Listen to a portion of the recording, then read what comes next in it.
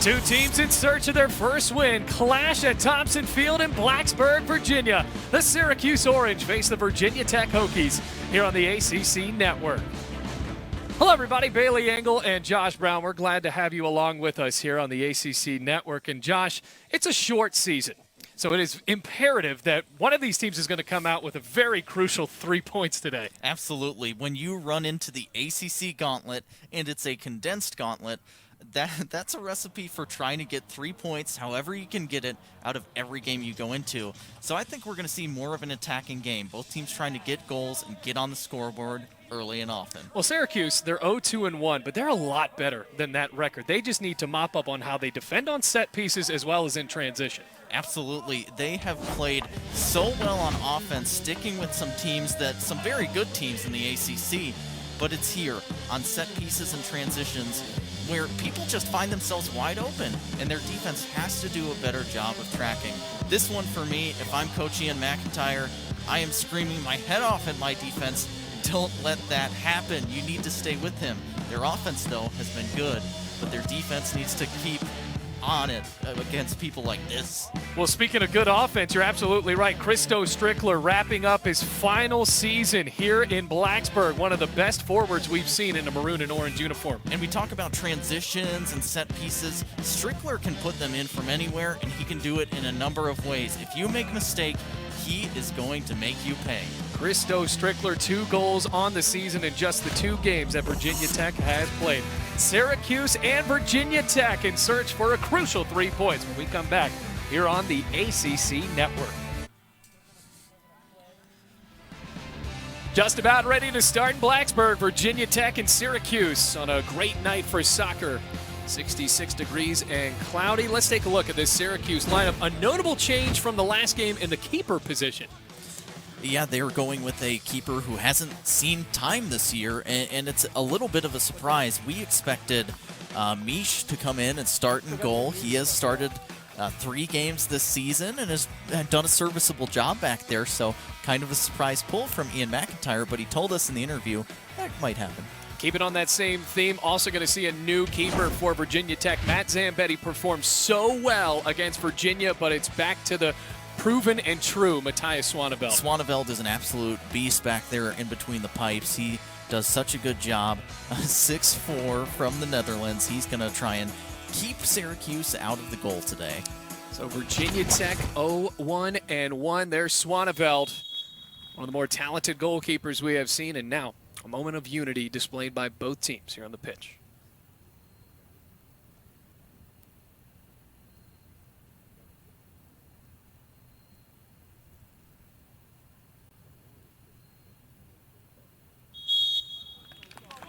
Another beautiful display. A very diverse group on this field. Now trying to fight for those 3 points. Such a short season, not many games after this, where there weren't many games before this as well. Virginia Tech has won the last 2 against Syracuse. Ian McIntyre's squad trying to change that here tonight as we are underway. Remember, we also looked at that Virginia Tech lineup, notably no Jacob Labovitz. Yeah, Labovitz with the red card against Virginia, so he is not going to be able to participate today.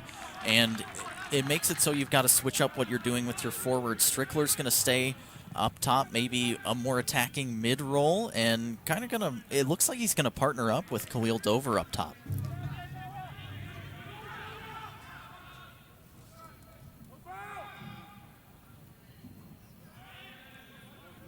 Be a throw in for Syracuse.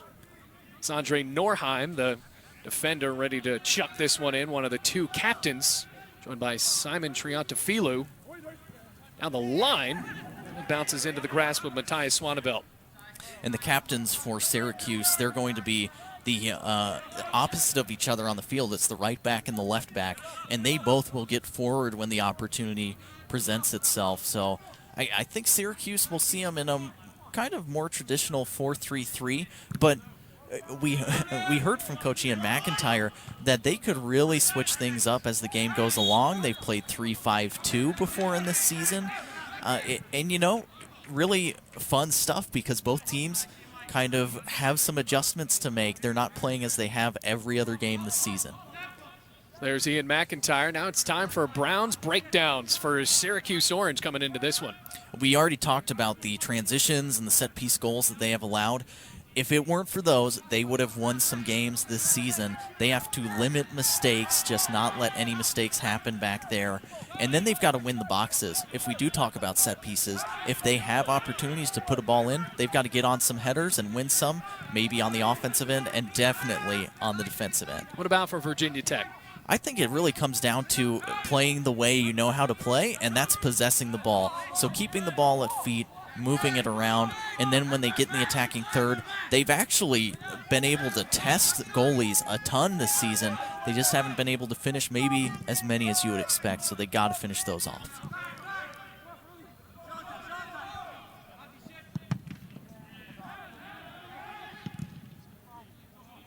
Down the pitch, Christo Strickler.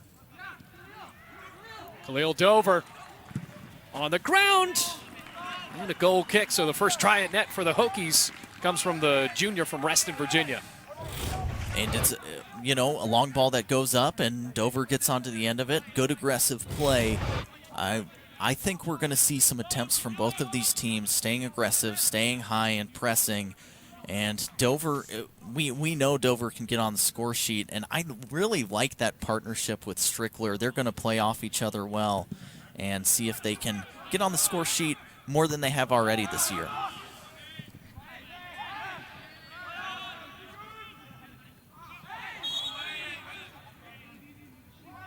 Now free kick for the Orange.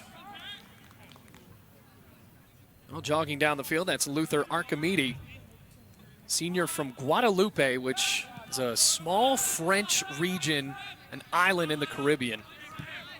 And there's a lot of, you mentioned diversity with both of these teams. There's so many players from different countries for both of these squads. It's a lot of fun to go through the roster and say, hey, here's someone from Germany, here's someone from Costa Rica, someone from Guadeloupe. It's kind of a fun, like, where are they on the map and where they're coming from. And it lends itself to diversity of play, too. You've got so many cultures and so many different soccer backgrounds. I think it helps to have people from all over the map to help aid your team. And I think that's why that message in the beginning of the game was a little bit more poignant, is the fact that not everyone is from America, where most of these problems, as Dover blasted one right to the goalkeeper, have been amplified in the past couple of months. It's people from all around the world. Absolutely. And I just love that message at the beginning of the game. All of the players kneeling together. It shows unity despite the diverse backgrounds that we have on the pitch, and it's really great to see. Meanwhile, for Virginia Tech, a couple of good-looking efforts by Khalil Dover. And that last run down the wing, that was a great driven ball. If Strickler's able to get a foot or a head on that and put it in the direction of the goal, that spells some trouble back there. Well, Nathan Durst couldn't get that one out. Aola Kinua able to turn around and pass it back to Swaneveld. Strickler down to Blacklock. Blacklock outside the 6. What a move! Left footer ricochets, and it's finally corralled by Sheely. Yeah, what a move indeed. The little rollover to get past, you feint like you're going to take the shot, and defender was turned around there. That was an excellent move. Triantafilo could not keep up with him on that one, and Blacklock dangerous on the wing. Virginia Tech has taken some quality chances here early on in the game. Oh, sprint forward. Luther Archimedes had some plans with that. Virginia Tech's defense able to stifle him. As now a throw-in comes up. It's been a pretty crazy season just starting out. Now remember, Syracuse has played 3 games. Virginia Tech has only played 2. And it's just game by game, week to week, what can actually happen, because everything's just getting postponed. And it seems like up until about an hour or 2 before the game, you don't really even know if you're going to play. It's right on pace with the rest of 2020, right? It's had to have been chaos for these teams. And you just hear about so many of these teams being affected in different ways. And you've got to think as a player, it's hard to stay mentally focused when you're worried about larger problems in the world right now with this going on. And then, in addition, it's going to affect the games you're playing, too, just on a day-to-day basis. Step outside. Goldhar, it's loose in front. And Swaneveld's able to fall back down on it. Well, Syracuse all fired up despite the fact that they missed a chance here. As Goldhar, the junior from Toronto, he split Blumler there, Josh. Great long touch to get past Blumler, and then Swaneveld had to be very on his toes to get down to that. And he hasn't seen action in the past few games, so that's the first attempt that he's seen in quite a while in a real game setting. Did well to get down to it. Archimedes was lurking in the box there as well. There's Daniel Pereira, one of the stars for Virginia Tech in the midfield. Had a standout freshman year, native of Roanoke, Virginia. Well, there's a no-doubt foul there. I know you're not supposed to have favorite players as you're announcing a game, but you kind of just naturally drift towards players who control the ball and kind of set the pace for their team. And Pereira is so rare as a player because he can play deep lying for you, but even when he's playing there, he'll get involved in the attack and take runs at the defense. He's really an outstanding player to watch. Great technical skill, but he also has incredible stamina. He will run the entire game. He'll run into the ground if that's the way that the game has to be played. He is absolutely fun to watch. Well, unfortunately for Virginia Tech soccer fans, you haven't gotten to watch him that much. I mean, it's just the third game. I'm just happy to get this one underway.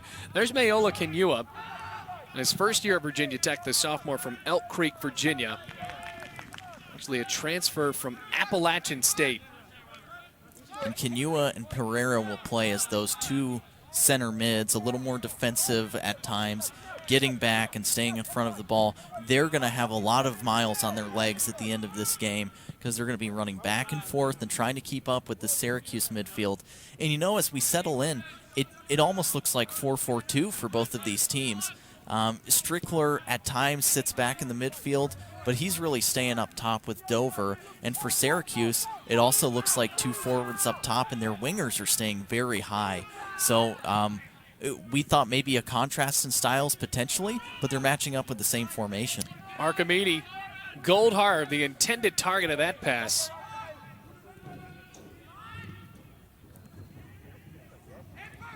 Going back. Well, sprinting forward was Manuel Busquets. Recharged. Here's Archimedes. Swaneveld jumps back, makes the catch, and again stifles a Syracuse chance on the net. Good interchange play up top there. It was DeAndre Kerr who had cushioned one down. Nice little 1-2 there. And Goldhar just drifts in wherever he feels appropriate to try and get involved in the attack. He's another fun attacking player to watch.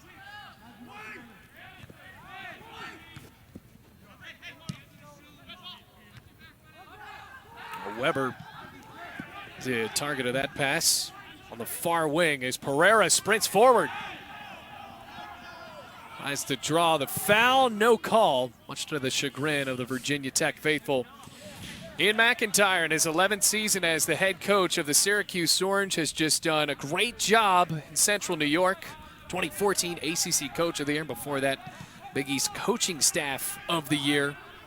To have a winning record in the ACC is an achievement in itself with as many quality teams as they play against. Their recruiting has been excellent as well over the past 8 years or so. They have really developed into another outstanding ACC team. I don't think you can say any ACC team is weak, but they've certainly come from a place that they weren't at before with McIntyre at the helm. And he's extremely fun to talk to, as we found out from our coach's call. Well, there was a 9-hour bus drive for Syracuse. Can't fly, just a little bit more dangerous, trying to save a little bit of the budget, I guess. And he said, well, I tried to do something called read a book on the way down here. And for Syracuse, this is a program that has made 6 of the last 8 NCAA tournaments, but there is a lot of production lost from the 2019 squad now to the 2020 team. Yeah, the problem with producing MLS talent type players is that they eventually leave to the MLS and you lose them scoring goals for you. They had 2 players that were selected in the first round of the Super Draft this year. That's crazy. They have done such a good job of developing players that can play at the professional level. And, we talk about losing that production, but I think they will find that production again from talented young players and players they've already had in the system. And we'll talk about DeAndre Kerr more throughout the game as he almost gets on to the end of that one. Well, Syracuse, it's such a tough, yet not unique situation for a team to try to reload from having someone get drafted in the first round of the MLS draft, as so many teams throughout the Atlantic Coast Conference has had to do, as DeAndre Kerr jogs back. Robbie Robinson from Clemson, first overall pick. I mean, look at that list. To have 2 players in the first round of the draft, absolutely outstanding. The ACC is full of talented players, and we hope a talented player here isn't down on the field for Virginia Tech. Looks like Dover there. Khalil Dover scored his first career goal against Virginia in that draw. Let's see what happened. Ooh, clash of heads. Yeah.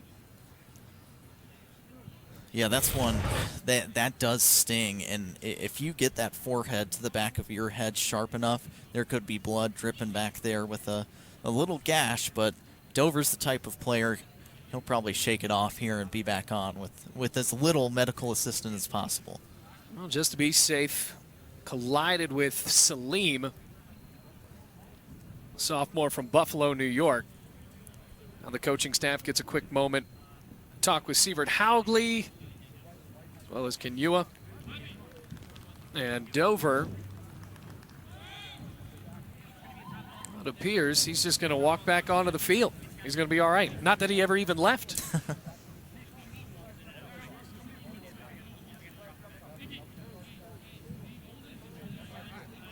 Yeah, that one's going to sting. You just feel that one for a while afterwards, and maybe tomorrow as well. A little bump. Right. Little bump back there. I think they'll say he has to come off and then check back on because he was down, and they stopped the play.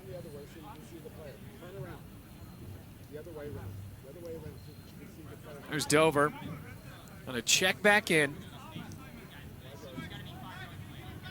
Hokies and Orange, both winless. Now, mind you, Virginia Tech winless, but still a good performance against a Virginia program they have not beaten since 2005 and ended up drawing with the Cavaliers. I mean, we were on the call for that game last year where Virginia and Virginia Tech were clashing in a very ultra-important battle, and the Cavaliers ended up getting the win. Now, we did see in that graphic where a few of those big players for Virginia were gone, but Virginia Tech able to make a statement, outshot Virginia, just weren't able to come away with the win in 2 overtimes. And it seems like the stories for both of these teams, as you take a look at it, both of them have played so well against top talent in the country, against top ACC teams, and they just haven't been able to hold on and get the win. Here's Archimedes. Now for Kerr. He has 2 goals against Louisville and almost got his 3rd there after a save from Swaneveld. Swaneveld doing so well early on, getting down. This is a very difficult save, make no mistake. Great first touch by Kerr. You've got to get down and make sure that is out of your goal. And Swaneveld, the big man, getting down low for a few saves early.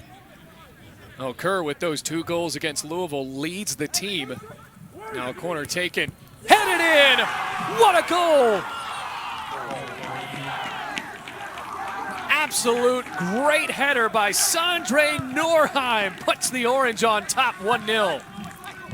Norheim, the captain, leading by example. That was a great corner in and a great header into the side netting. And we talked early on in the game. For Syracuse, it was, hey, let's prevent goals like this where we lose track of our man And this time it was Virginia Tech not sticking with Norheim, and he put it away. And he's capable of scoring goals and getting assists. He had 4 goals last year.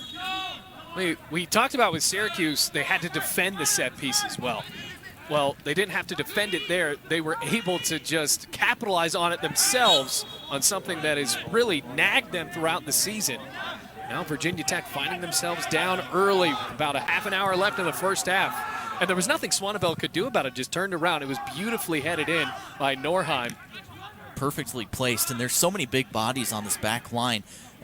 That is one of your outside backs getting up there for a header. Both of the outside backs for Syracuse are pretty tall. Like, you can find them in the middle of the box. And then they've got tall center backs. Their forwards are pretty tall too. This is a physical team, and if you let them get a few corners, one of them will pay off, and that one did early on. It's Norheim's first goal of the season. Goes along with an assist that he had against Pittsburgh.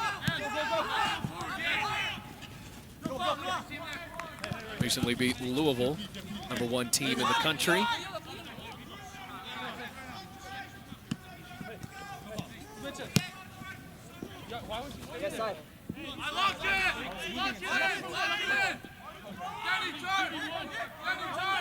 Side of Thompson Field here in Blacksburg. A few fans able to be on hand here for this Hokies important matchup. And now if you're Virginia Tech, it's all about how do we bounce back from here? Can we stay on the front foot and stay aggressive? They've made a couple of chances early on, but it's always easy to get a little deflated after a goal like that, giving one up on a set piece. They've done well possessing, but now how do they get that possession to pay in the attacking third? Well, here's Nathan Durst trying to make them pay with a lofted pass down the field to Strickler.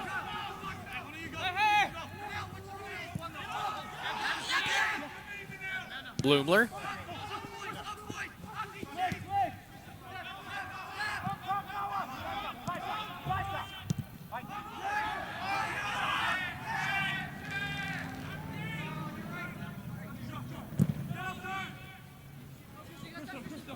Going for the Hail Mary again, and Strickler, the senior outside the box, cuts to the right. As Blacklock. Across. Dover couldn't find a head.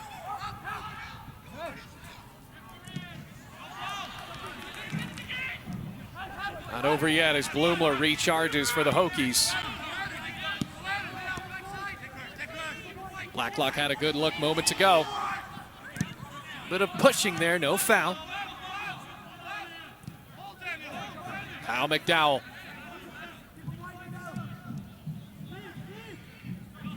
Good job by the Syracuse defense to force Virginia Tech back.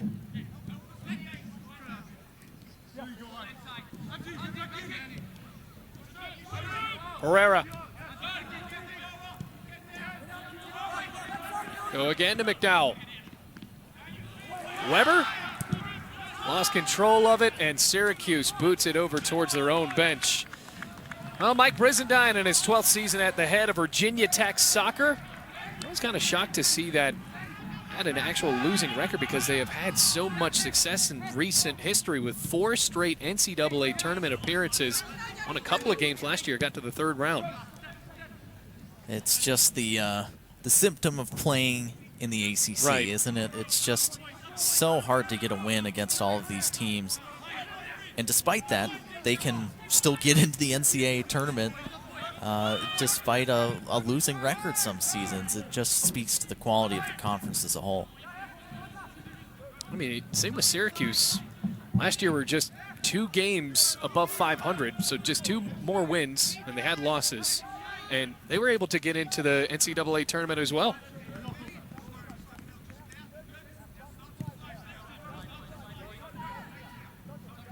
Still passing around on the the back line. Herrera dropping really deep to receive the ball, and you'd like to get him into more attacking positions, but Tech just trying to possess and trying to hold the ball to then eventually move it forward. It's Syracuse doing a good job of pressing every time they come forward. Here comes Blacklock. What a sliding effort. Filu fighting the ball back for Syracuse. Archimedes threads it up to Goldhar.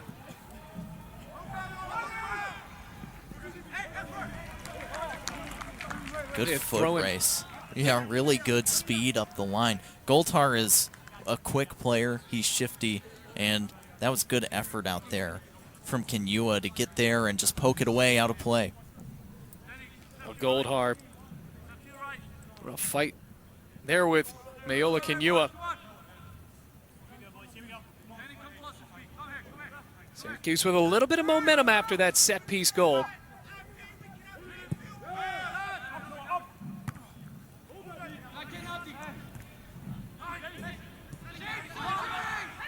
Here's Pereira. Starting to move up a little bit with a little bit more space, Josh, like you said. Yeah, it's interesting how far back they have him starting from, a little deeper defensive position. And he'll kind of drift in back behind Syracuse's midfield line to collect the ball from time to time. And that's a mistake you don't want to see from the center back. Spraying it out of bounds. Durst has to do a little better to keep the ball there and play it to Blumler's feet. Yeah, Blumler just looked at the ball and watched it fly out of bounds.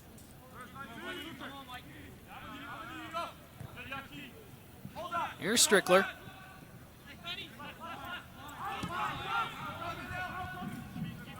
McDowell with a good amount of room on the wing. Defense has been stout so far for the Orange, though, and the Hokies, as a result, pass it back to Haugley.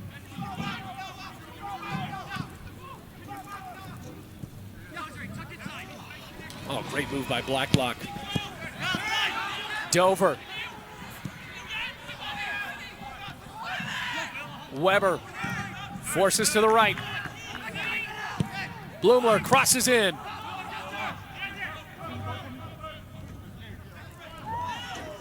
Kerr and Pereira tangled up. Well, the sophomore from Roanoke wins the ball. No foul.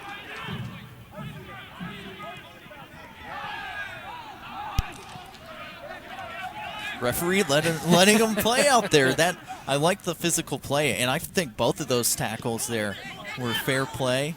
Allow him to play on. I really like the physical shoulder to shoulder and getting stuck in. Hey, you talk about shoulder to shoulder. Pereira and Kerr had arm in arm around each other's shoulder at one point. McDowell does a great job and forces a corner. And a set piece for Tech. Can they make Syracuse pay the same way Syracuse did with their corner kick? So Shealy, redshirt sophomore goalkeeper from Maryland, setting up, waiting for this corner kick. Virginia Tech brings in a sub.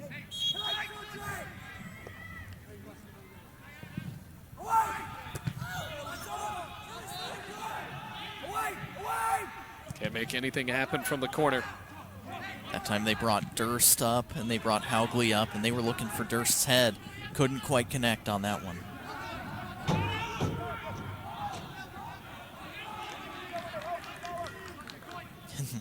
We just keep seeing more physical play in midfield. A lot of crunching tackles going in, but I like the referee's stance so far. Let them play. They certainly are. I mean, we haven't really heard the whistle that much, and guys are flying around everywhere.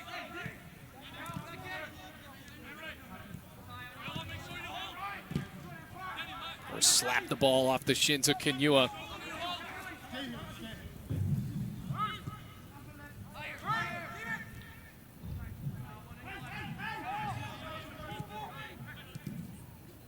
Looks like the Hokies are slowing it down a little bit more, Josh.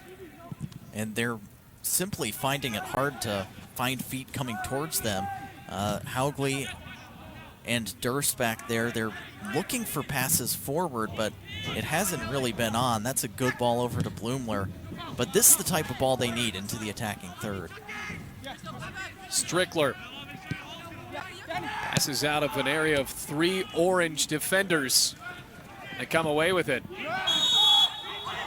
Now we hear the whistle blow. Anthony Sinclair going to the dirt. It's a foul on Pereira, Josh. What do you think? With as much physical play as we've seen so far, that one seems a little ticky-tack to me.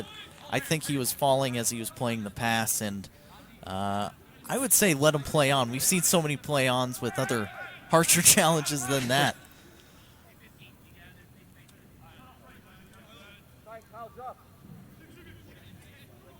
This is a good run forward by Sinclair, though, to get into position to win that ball and then stride forward. And I think if that had been in more of a pull down, he did well to win the foul. But for me, I didn't see too much in it.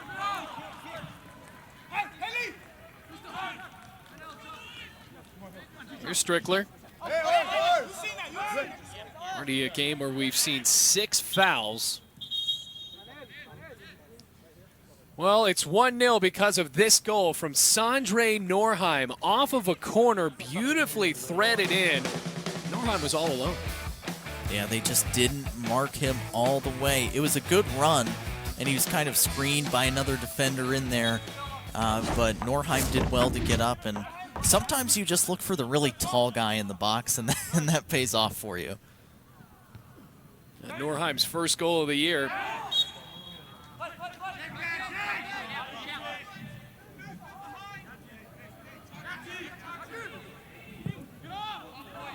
Leo Fulcar now in, the junior from Watertown, Mass.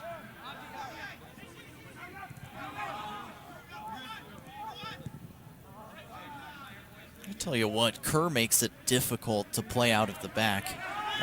He and Archimedes up top, they will press and press and press. And that's why the center backs are having a tough time finding anything forward. There's initial pressure from those forwards, and then they aren't able to break the lines. A little bit of pressure from the forward there, and Strickler. Archimedes. All alone, passes to Kerr.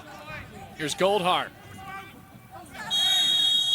Draws a foul, a free kick ensuing for Syracuse, and it's booked on Nathan Durst. Now that one I do agree with. And it looks like that will be a card, a yes. Nathan Durst getting into the books with a yellow card. I agree with the foul call. The yellow card, I'm a little iffy on that one. That's kind of a tough one to make. I hadn't seen any other fouls from Durst so far. He wasn't extremely dangerous on that tackle going in. I thought he was trying to win the ball. I mean, that's kind of a... It's close. That's a foul, in my opinion, but not card-worthy. It was a good touch, though, there from Goldhar. You can see he's got that ability to beat a player. He's that tricky winger who can glide past you in a moment's notice. Now we'll see a free kick from Noah Singelman, the sophomore from Germany.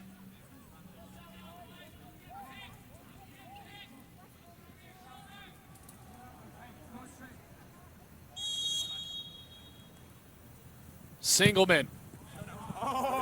Tried to curl it in the corner. Instead, it bounces down the hill. He'll be disappointed with that one. You want to test the goalkeeper at least, or put it in play. You always hate to see one in that position go over the goal. But we know Singelman can put some on frame. He's had a goal this year, goal last year, and some U19 Bundesliga experience for his club back in Germany. So definitely a talented player.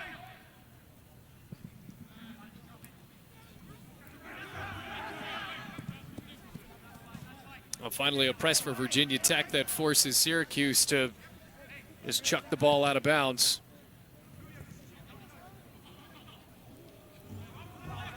Move by Strickler.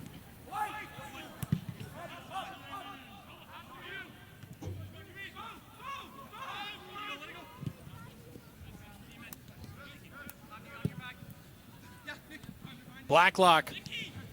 Back to Strickler. No foul. Letting him play, Josh. Playing the advantage there. Yeah, Strickler held the ball really well. But that was a hard tackle in the back there from Sinclair. But hey, I like it. Let him play out there. You got to get a little rough and tumble occasionally in these conference matchups, and both of these teams are physical. It's been a physical matchup throughout. and it will continue to be, that's for sure.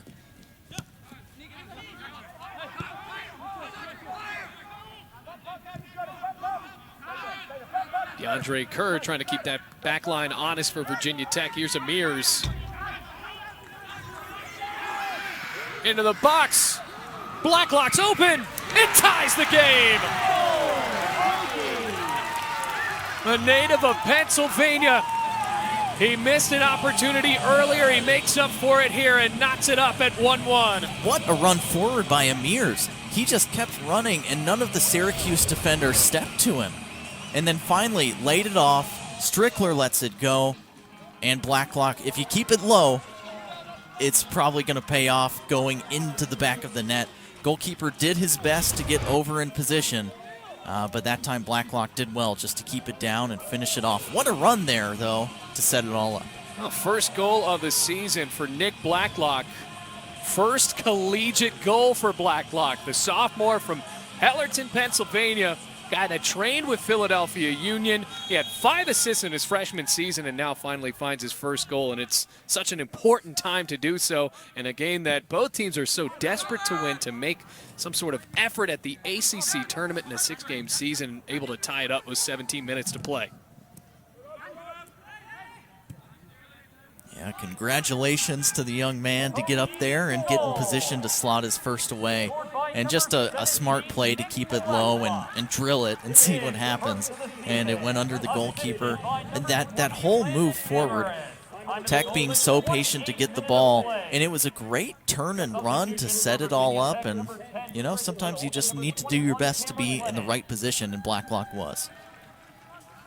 And he was in the right position earlier where he just sent it off of the body of Sheely. And he looked frustrated, but you could tell that there's a solid chance that Blacklock was going to have another go at it, and he did.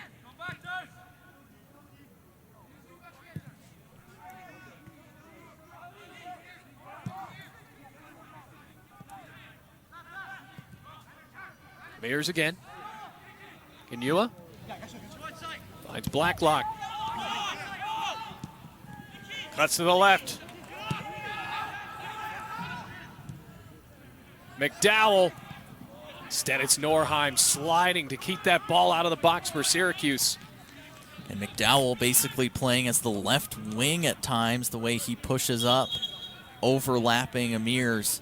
And that's a nice tool to have in the attack, to have your left back just pushing up and up, pressuring the defense for Syracuse. You've got to keep him in mind every time, because that overlap's coming and it could lead to a dangerous cross into the box.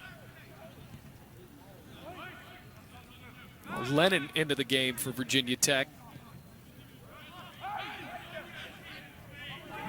The push forward, Archimedes.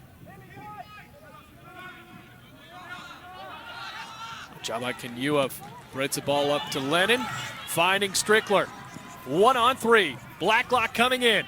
Strickler. Oh, a little too much power on that one. You could see what he was trying to do with that one. Just kind of pull it over to his right foot and curl it towards that back post, but way too much power, as you said. That one was going over the entire time, but if he was able to get a little more over it. It does seem like you're right. The intentions were good. You could see what he was trying to do there, just a bit too much. Well, the third goal of the season will come. Already 26 goals in his career, like we saw in the Open. When we talked to Mike Brizendine, we said, look, we feel like we've been calling Christo Strickler games now since 1987. And he said, well, you know, I really am going to miss his production when he's gone. It goes back to what you were talking about with these ACC teams. It's nice having these great forwards, but eventually they're going to get, you know, old enough to leave. And then it's just that constant task of trying to replace an offensive weapon, and Brizendine will have to tackle that task in 2021. And Strickler right now, he is probably one of the top 3 forwards in the ACC. I think he's in that conversation for sure. Arguably one of the best natural goal scorers in the ACC. He just knows where to be. And in addition to that, he's excellent technically. So if your positioning is great and you have great technique to finish the ball off, that's a recipe for scoring a ton of goals, which he has done. I would be unsurprised, to say the least, to see him at the next level. Strickler kicks it back to Lennon. That's too good to be true. Acrobatic, but a high kick indeed. Yeah, for sure. Did he actually get a piece of him there? Whether or not he did, Kyle Gruno, if that foot comes close to his head, he is going to say, that was a foul, that was a high boot. And I don't blame him. As a defender, as any player on the field, if you see someone go that high with their foot, it is dangerous. So you're going to make a little meal out of it. Right. That's all right. Well, after the sweet chin music, moving on. Another whistle, and now a free kick for Virginia Tech. There's Blacklock scored moments ago. We've seen goals already. Norheim on a header for Syracuse, and Blacklock able to knot it up at 1-1. And I've got to say, that run forward to set up Blacklock is the piece of that goal for Virginia Tech that's really impressing me. Landon Amirs, we have not seen this season. This is his first time getting game action. As I was looking through, I was like, Amirs, I haven't seen him play yet. And he made a great turn to start the run and then just kept dribbling forward and eventually laid it off. He's been really impressive to me in that left midfielder spot. And you see him here again moving the ball forward well. Lennon spreads it on the sideline for Blacklock.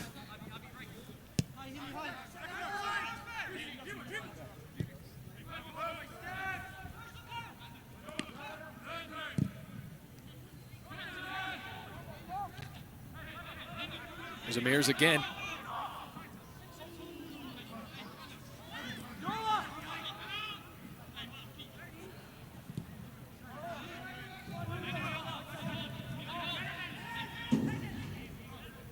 Turns around and finds Pereira.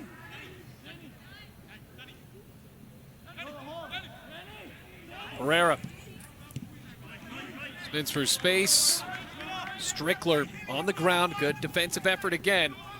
Trying to find the ball, find DeAndre Kerr. An important free kick coming up.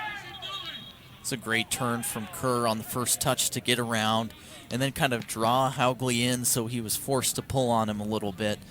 And Kerr's got physicality for a freshman. He really does a good job of using his body. He clearly has pace. We've seen that in previous games, and him just driving at the defense with the pressure there. And yeah, it wasn't the spin, the second action there, as the first one on that first touch that Haugley had to pull. Well, Jack Coleman, the freshman for Syracuse, waiting by to check in for the first time for the Orange.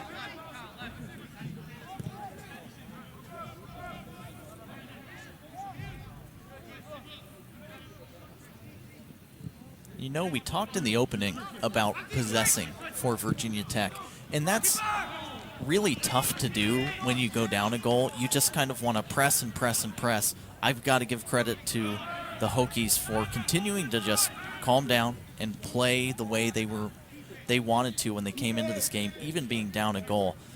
They had plenty of time to get back into this game, but sometimes you panic a little bit and you say, hey, let's start kicking it up the field, and they haven't done that. They've tried to possess, and now Syracuse here doing the same thing. Both teams going to try and possess, just not overreact to these goals going in. We knew we would see goals, but it's refreshing to see both of them just try and possess and play some nice soccer.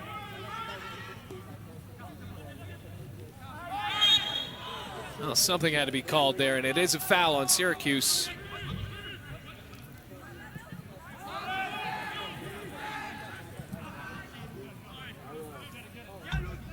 Under 10 minutes to play in the first half.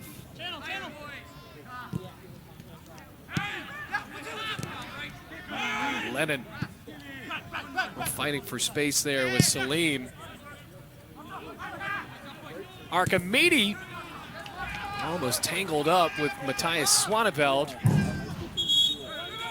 Somebody pops away with a souvenir into the stands. Archimedes and Kerr coming at you as a defender has to be one of the scariest sights on the soccer field.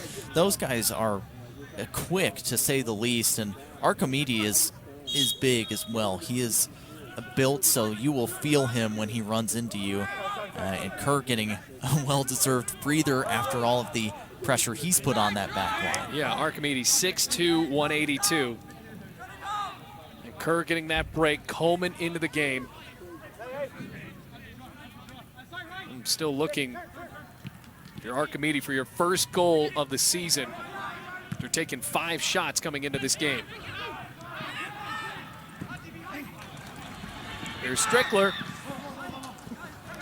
Gonna hop up at Shealy. Good thought there, though, from Lennon to turn and look for that ball over the top. It was almost there, just a little bit too much heat on it, through to Strickler, too far away from him on that attempt. Oh, what a beautiful header forward. Well, Coleman trying to make a stance in this game as he galloped forward. Lots of speed. You can see the fresh legs. Yeah, and both sides, you know, one good attempt for Virginia Tech, just a little too far, and that flicked-on header just a little too far away from Coleman for him to get onto it. But really good pressing and really good counter to each team. It's been an entertaining first half, and both of these teams are going to get plenty more chances. Lennon. And to spread the ball out to Amirs, who has proven to be a good factor in this game.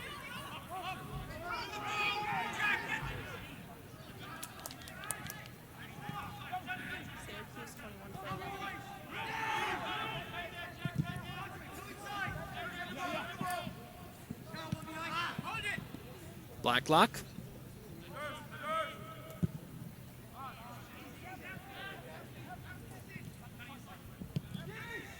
You just see the patience here from Virginia Tech. If they don't have the ball forward, they aren't going to force it. Of course, eventually, you're going to need to try and find one of your forwards checking back for it. But if Syracuse staying disciplined, they're going to do a good job of just passing back and forth when they need to. Pereira.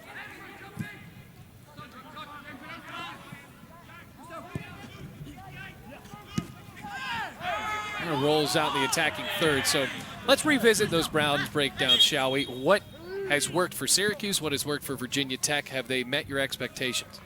You know, surprisingly, I think this may be the first time going into halftime that both teams have done both of my checklists for them. So for Virginia Tech, finish chances. A chance came, Blacklock finished it off, and that was really the major chance for them. They haven't had any other really clear-cut ones. The clear-cut one, put it away. Possess. Virginia Tech has possessed it extremely well. They've stayed patient, kept the ball, moved it around. For Syracuse, limiting mistakes. I wouldn't call that goal a mistake. That was a great individual effort. Maybe you could have stepped to the player dribbling through your defense a little quicker, but that has been the only mistake they've made, and it wasn't from a transition or a set piece, as we mentioned in the open, and then winning in the box. Syracuse did that with the goal. So if you go through each checklist, both teams have hit them. And that's why it's a 1-1 game and been very entertaining so far. And for Syracuse and Virginia Tech, always a pretty decent battle. I mean, Ian McIntyre, we talked to him at length about the respect he has for this Virginia Tech program, and Mike Brizendine echoed some of the same sentiments. McIntyre actually picked Virginia Tech to win in their division of the league this year. And for Virginia Tech, we've only seen a couple of games for them to kind of prove that big vote. But still, it's been a battle so far, and both teams seem pretty evenly matched. And both of them have played so well against top teams in the ACC already this year. We know they're capable of winning against any team on any given night, and it's just getting those 3 points. We talked about it. It's so important in this game. You would really hate to come out of this with a draw. So as we get into the second half, you can be sure if it's 1-1, players are going to be flying forward looking for that second goal to put them up. Ganua draws the foul, a free kick.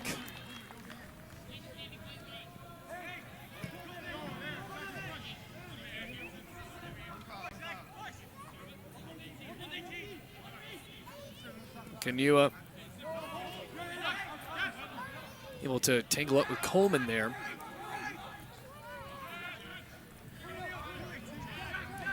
Here, Daniel Pereira. Hokies set up outside of the box. Off the head of Durst. That was pretty close. On the bounce there, it actually forced Sheely to step up and make the play. Great ball in from Pereira, and we mentioned it for Syracuse. Sometimes you try and find the big guy in the box, and that time it was Durst. He just did well to get up and head that. That's not bad marking at all. That's just going up and trying to get it there. And a dangerous ball in by Pereira. We know he can sting some in and really test the opposition. 5 shots for Virginia Tech, 3 for Syracuse. All 3 of those for the Orange on goal. Now some space developing for Pereira. Blacklock. Showcasing the footwork again.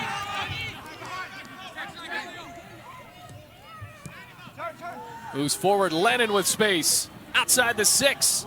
Down the back line and headed away. Customary applause from the Virginia Tech crowd and a great showcase of effort there for Virginia Tech. It'll be a corner. Yeah, you saw some great footwork from a lot of players on that one. Lennon with a great turn, great shot fake, just couldn't get it over the defender into the dangerous area. And then to set that all up, Blacklock, he might have patented that roll shot fake now at this point. You can call it the Blacklock roll. Oh, for Pereira. Towards net, headed almost perfectly off of the cranium there of Virginia Tech star.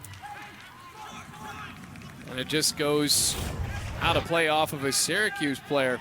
Yes, that was going in, and a great job by the defender for Syracuse to knock it away. That was certainly goal-bound, and it was another dangerous service in by Pereira. His set pieces have been extremely wicked into the box. He's whipping them in there tonight. And the defender was Salim for Syracuse. The star jumped in, came in as a substitute, so lots of energy there. And Salim was really the final line from it being a 2-1 game, and instead it stays at 1-1 with a minute and a half left to go in the first half. And Starr has the height to compete up there too, 6'3", and he flew at that ball. Great effort, like you said, by the Syracuse defense. Here's Betts, another Syracuse substitute. Archimedes! That was too high. Good connection there, though. Good long ball. And you saw Archimedes kind of timing up his run there. Defensive mid plays it in. And maybe he could have cushioned it, but, you know, Haugli was right there, so not a bad effort. I like the forward trying to take a shot there.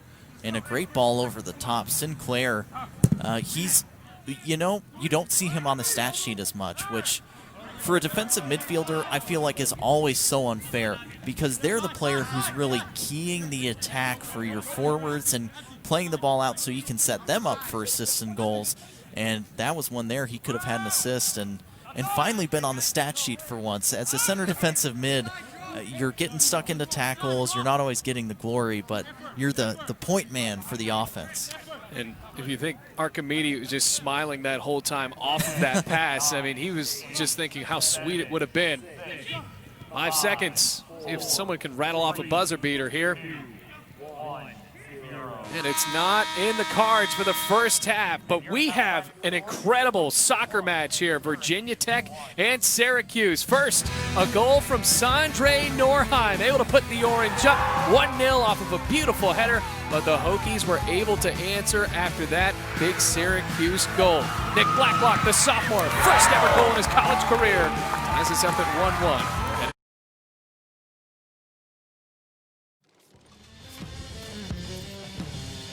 Still at halftime here between Virginia Tech and Syracuse on the nightcap on the ACC Network. Bailey Eagle and Josh Brown. Well, let's take a look around what else is happening throughout the men's soccer world in the ACC this weekend. Clemson taking on NC State in Raleigh. A very chippy game, Josh, with 4 yellow cards. Grayson Barber's lone goal in the second half proved to be the difference for the Tigers. And you can tell they were not happy about that call, NC State. As soon as he scores this, maybe some more chippiness in the end there from the center backs. They thought that was offside. Well, we move on over to Durham. Number 2, Wake Forest taking on the Blue Devils. 20 minutes in, a beautiful strike by Calvin Harris would give the Demon Deacons a 1-0 lead. Man, that's just a great strike. That's one you dream about for sure. Curler off the crossbar. Beautiful. Well, let's move it on up into the 70th minute where Duke actually had an answer by Jack Duran, able to tie it up to make it 1-1 off of this goal right here. That was really well worked. Just nice passing there, interchange, good positioning, and finishing it off. Ultimately, though, Wake on this absolute beauty from Omar Hernandez gave them the 2-1 lead. They wouldn't look back after that free kick. A win against the Duke Blue Devils on the road in Durham.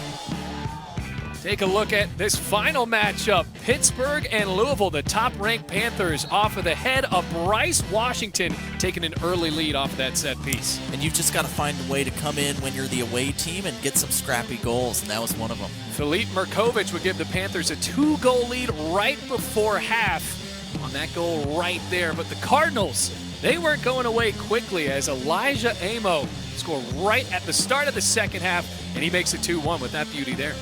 The Cardinals have such a way of sticking around in games and making chances. Sometimes it's 1v1 like that. That's an excellent finish. Panthers answered again, though. Pitt's Valentine Knoll in the 61st minute gives them a 2-goal lead. And then finally, Luke Mort's goal in the 69th minute seals the deal for the number 1 ranked Panthers. We'll be back with more ACC.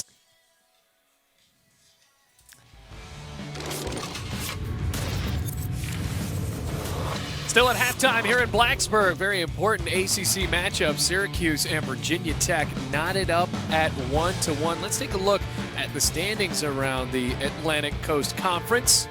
Look at those two regions, South and North, Virginia Tech and Syracuse. That's why this game's so important, trying to move forward. Both of them are winless. So if the season ended today, the tournament would start with those top 4 teams in each region. Both of these teams right now are right out of it, Josh. Yeah, Virginia Tech really could use a win to leapfrog Louisville, and then they've got a game coming up against Louisville that it would be very helpful to already have a win in your back pocket. Yeah, so the Hokies and the Orange, so important that they try to get a win today. You look at those games on the docket upcoming here on the ACC Network and ACC Network Extra. Virginia Tech playing the day before Halloween against Louisville, North Carolina, and Clemson. That's going to be a fun one to watch, too. So we will be back ready for the second half. Virginia Tech and Syracuse tied up 1-1 as the fans watch outside the fence.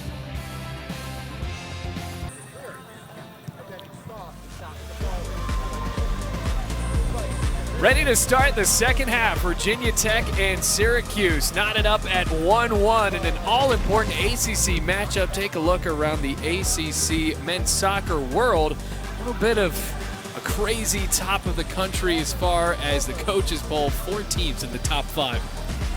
That's always a good sign for your conference when you've got 4 teams in the top 5. Like we've mentioned so many times tonight, this is just a loaded conference, and Pittsburgh, we actually talked about them a little bit earlier. On the rise on the men's side. Their women's team is very good as well. Wake Forest, always a top contender.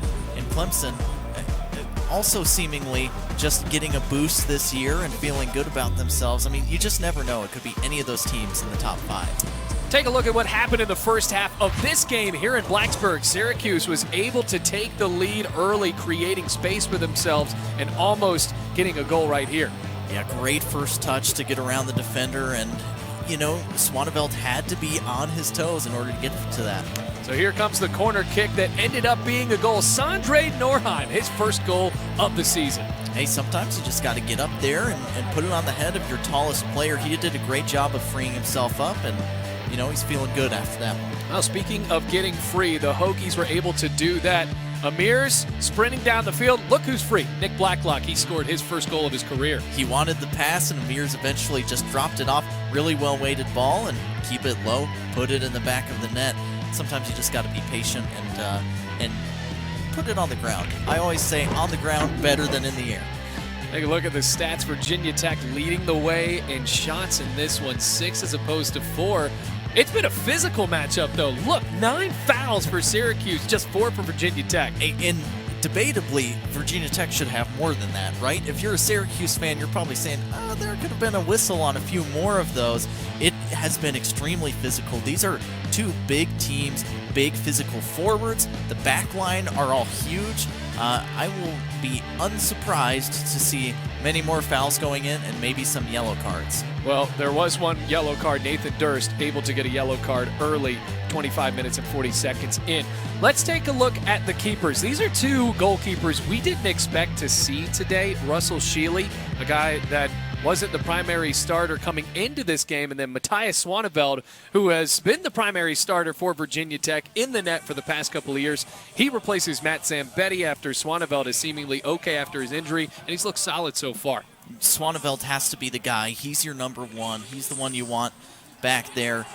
He's been so solid in past years, and it just gives your defense a little more reassurance when they've got the guy who they know is their number one back there. Yeah, he has 2 saves. Shealy, the transfer from Maryland. Talk about a couple of great soccer schools to say you went to. Maryland, now Syracuse.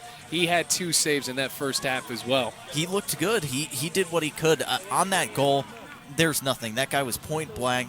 Blacklock just put it away, and not much you can expect him to do. But when he's been able to get out off his line and collect some, he's looked aggressive when he's needed to be. And hey, he's wearing the number 1 shirt, and there's a reason for that. He's got to be the guy for them they see as the future at goalkeeper. I think it's a good time to revisit some of the Browns breakdowns that you had for Syracuse and Virginia Tech. And you even said that this is the first time that both teams were able to meet your expectations, meet your predictions, or I guess I should say suggestions, yes, to actually win this game. And it's ended up in an even match at 1-1. Right. I don't know if I call them expectations, because for me, the guy up in the booth to say, hey, teams, you should do this, and that means you'll win. That's just, the guy, the color commentator, trying his best to predict things. But to that point, the things that I did suggest, they've come true. Both teams have come through on them, and I've been very impressed. For Syracuse, they limited the mistakes for the most part, just that one opportunity in front of goal. And I wouldn't even call that a mistake. It was a great move by Virginia Tech, and they won balls in the box as well. Syracuse has been great about that. And then for Virginia Tech, as they're moving forward here into the attack, they've done a great job of possessing the ball, and that one clear-cut chance, they finished it. So they finished their chances, which was their other check mark for me. Well done, teams. I'm going to tip my cap to you for whatever that's worth. Basically nothing, but you know. Well, it's definitely worth just noting that this has been an awesome soccer match so far, and both teams haven't been able to play that much this season. We talked about the shakeup at the beginning of the broadcast, where Syracuse has had so many games postponed, moved around. They've only played 3 games. This is their 4th game. Virginia Tech, just their 3rd game of the season, tied up against a familiar foe in Syracuse. The Hokies have won the last 2 against Ian McIntyre's squad, and well, the head coach, Mike Brizendine, actually 3-2 against McIntyre in his career. So it's going to be a free kick right in the corner, but not officially a corner. Very important for the Hokies here as Pereira and McDowell set up. Pereira off of Haugley. Blacklock couldn't volley it forward. Kanyua rolls it over to Shealy, excuse me. It was a good thought to put the ball in the direction of Haugley, let him go up and try and win the header. Just didn't pay off that time, but we've seen the set pieces be an important part already of the game. And if you can get a good free kick or a corner kick, those are going to be opportunities that could lead to another goal here. Well, Khalil Dover back into the game for Virginia Tech. He did have a bit of a collision on the head early, but did not have to go out for very long. Had to officially go out, walk back in.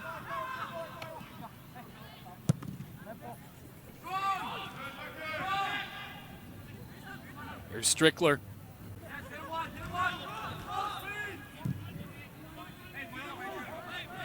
McDowell.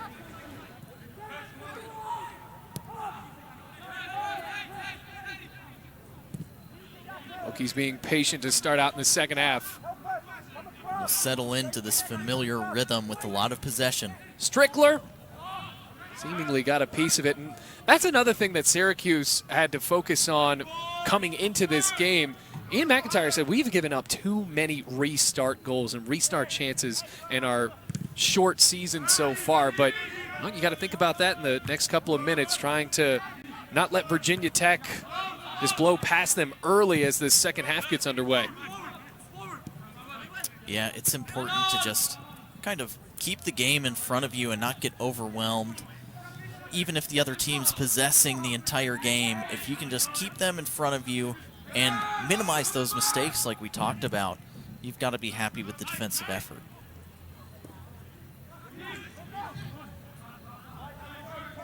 There's Goldhar.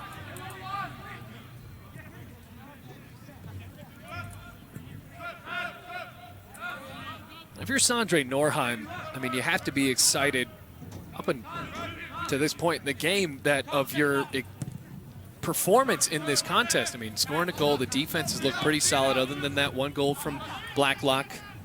Virginia Tech hasn't rattled off a crazy amount of shots, although they are out shooting the Orange.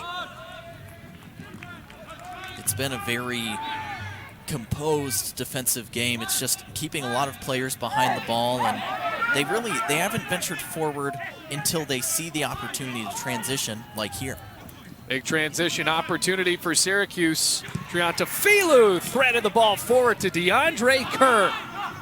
Hokies got in the way at the last second.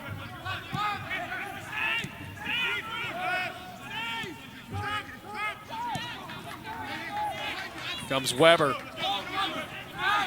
Tripped up, foul called, free kick. Booked on Sinclair. And we're going to see a card. Anthony Sinclair, first yellow card issued to a member of the Orange team today.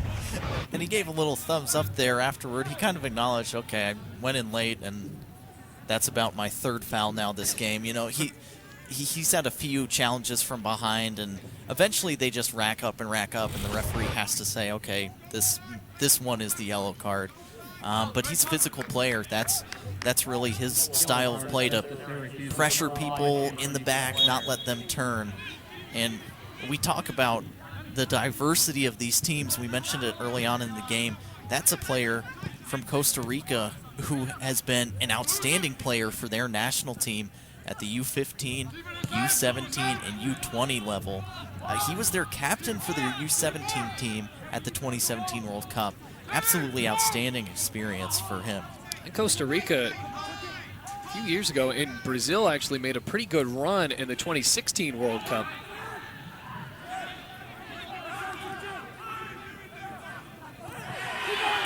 Hokies want a foul. No call as Bloomler hits the dirt. With as physical as the game has been, to call a PK there, I think would have been harsh. Did the player go down? Yes. Maybe a slight pull, but for me, penalties, they have to be clear and obvious. Otherwise, you're gifting a team a potential goal. Well, Pereira with a beautiful pass that just ran out of space for McDowell.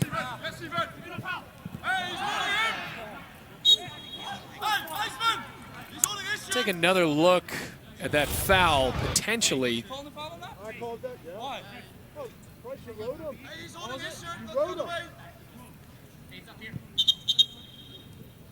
Apologies there.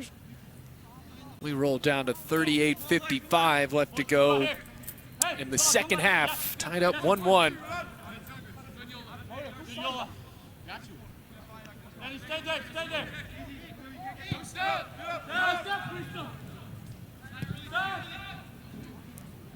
Now the chance for Syracuse to possess a little bit more. They haven't been able to get on the ball as much. Now they get the attacking throw in a good area, and center backs did a nice job of just trying to test the defensive line of the Hokies there.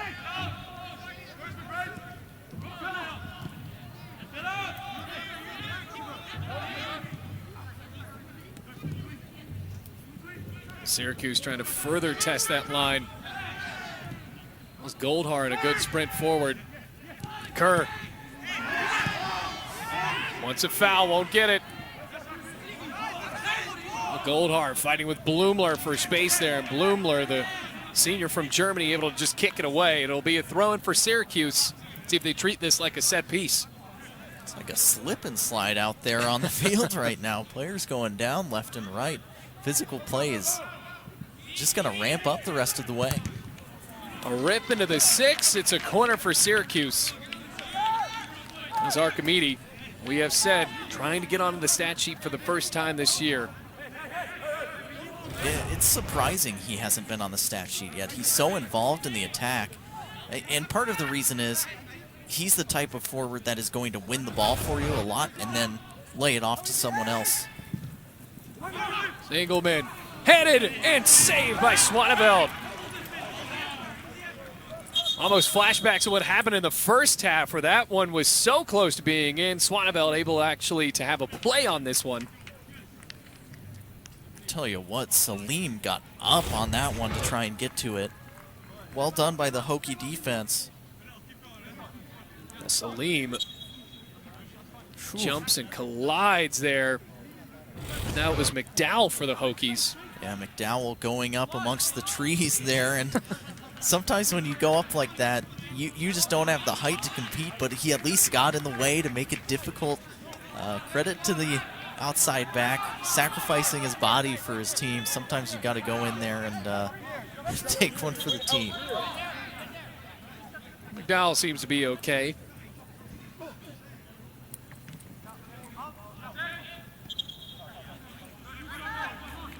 I mean, even that in the box, it just speaks to the physicality of this game so far. We've seen all the fouls, some called, some not. In that one, just another tough play. Pushed forward. Here's Norheim. Passes it off to Singleman. How about Norheim, the defender? He moved forward and had a good idea to pass that ball off. Great first touch to get in the box because he forced the defender on that one to not dive in and foul him, and then the pass off, and Singleman's going to be kicking himself. He couldn't, I think he got caught in two minds there. He wanted to shoot, but he saw people near the back post, and then he ended up kind of doing both. Also had Hilly Goldhar there with him. And you just look at how even this has been. Shots on goal. Syracuse leads by 1. Virginia Tech leads in overall shots.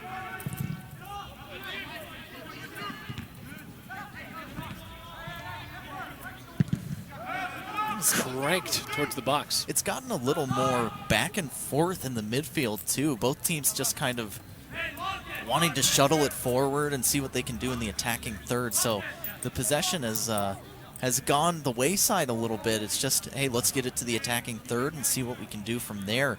And Syracuse has been a little more aggressive in stepping forward and keeping men up. And their outside backs, I mean, we saw the effort by Norheim to get forward. They've done a good job of overlapping when needed and contributing to the attack as well. Both teams winless. Only a few more games to be played after this for both squads. And Virginia Tech and Syracuse right now at winless record. Syracuse 0-2-1. Virginia Tech, after so many delays, finally get to play soccer. They're 0-1-1, a 4-2 loss to Pittsburgh.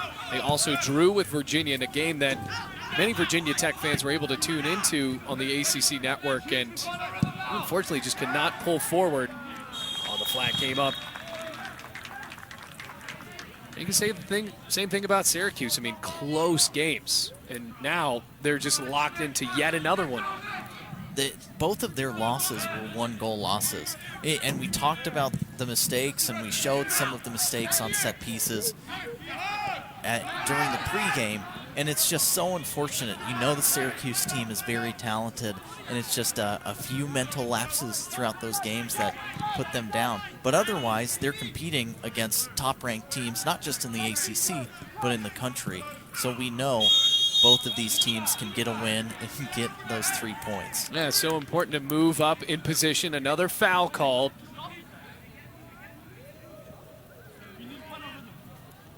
Can you maybe lobbying there for the, the yellow card? He got his foot stepped on. That one does sting, but I don't know if you can give Archimedes a yellow card on that one. Now Syracuse officially in the decade mark as far as fouls go. Sinclair with a yellow card, Durst with a yellow card for Virginia Tech. Pereira. Kenua.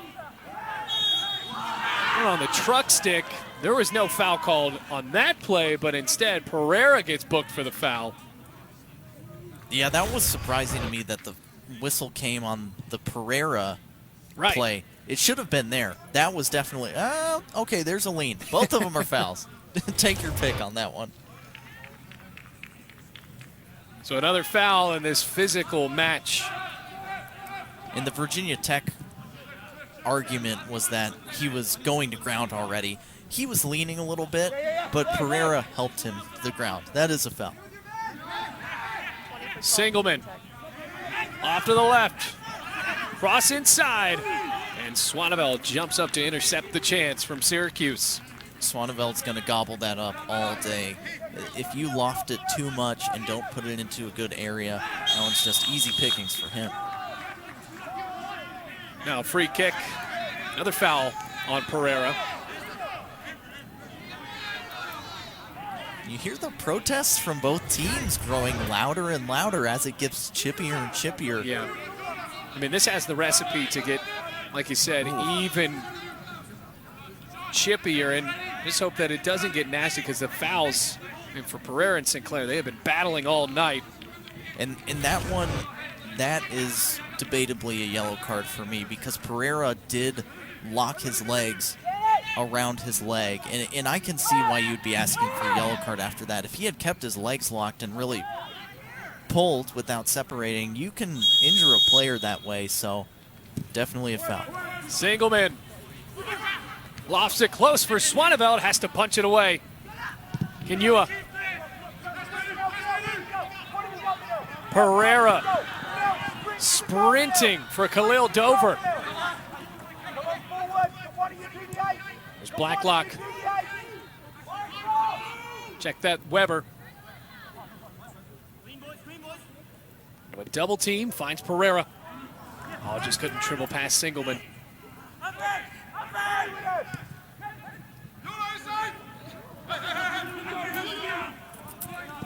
Kenua calls with the ball and passes it back to his keeper in Swaneveld.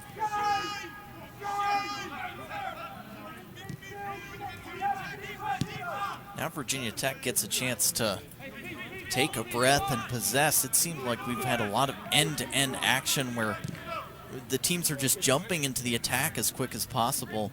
And I think this is more the Hokies' speed. If they can settle down here, as we talked about in the first half, possess, pass the ball, then look for the opening. This is what they would prefer to do.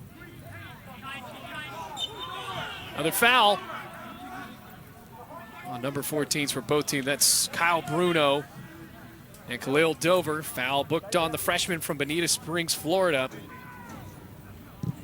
Pereira. We haven't heard much from Strickler here in the second half as of yet.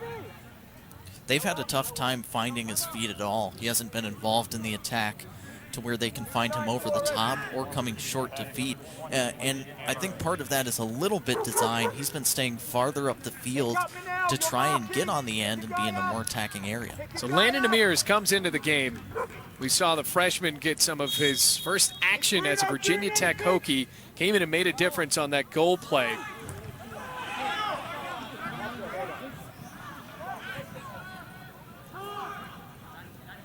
Already trying to make a defensive play there in the corner. Pereira called for a foul. Yeah, there was a lot of back and forth there between him and Archimedes. It looked like Archimedes almost put his arm around Pereira's head. Yeah, locked him, and then Pereira pulls him back. So that one's tough to call if you're a referee. It's hard to see that when a player has an arm around the other at that angle. Well, there's 3 fouls called on Pereira in a very short amount of time. Syracuse still leading in that category, not by much. 21 for 14, Virginia Tech. Fouls are going back and forth. It's been an even game everywhere else. Why not the fouls as well?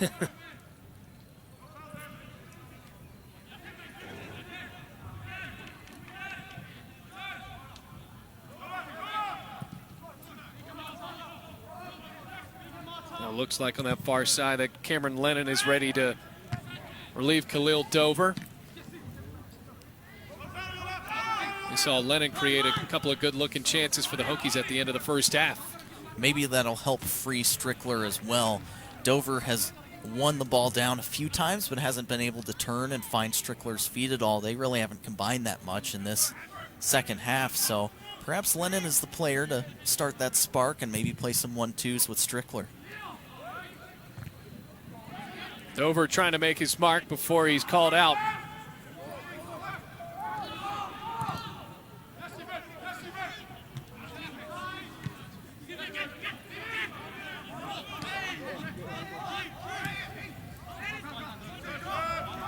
Mears. Great move.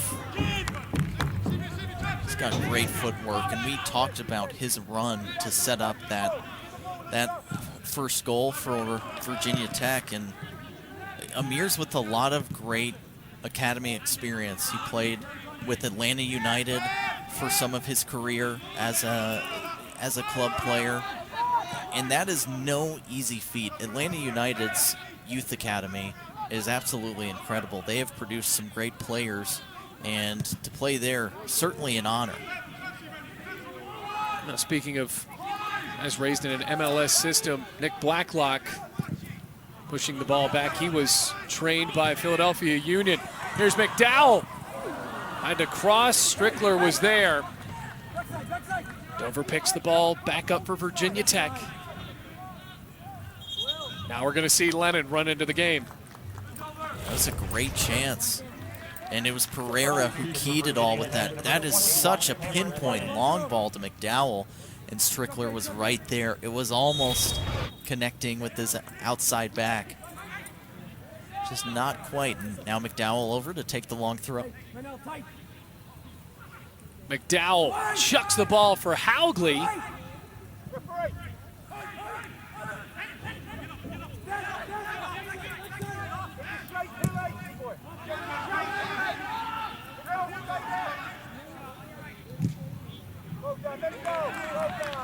And rolls onto the back for a goal kick.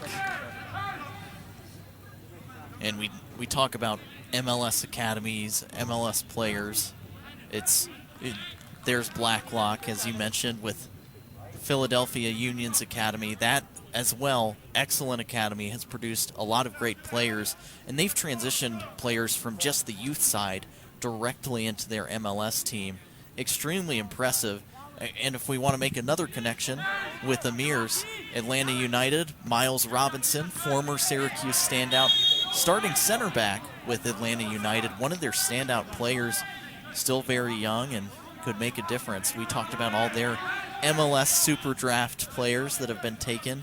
I think I saw it was 6 players, or 6 of the last years, they have had a player taken in the first round. You got to imagine that Swaneveld might have a chance to play professionally as well, since he just jumped up and got that ball. I mean, a stellar career. There's so many players on these teams. I think he's certainly one of them with the way he's played for Virginia Tech, that they've got a shot. Maybe not the MLS draft, but you can find another route through the pros. Lennon threads the ball for Strickler. Stepped on the brakes and the defense came in. Amir's blitzing through. Just couldn't rip it past the defense of Syracuse, and it stays 1-1.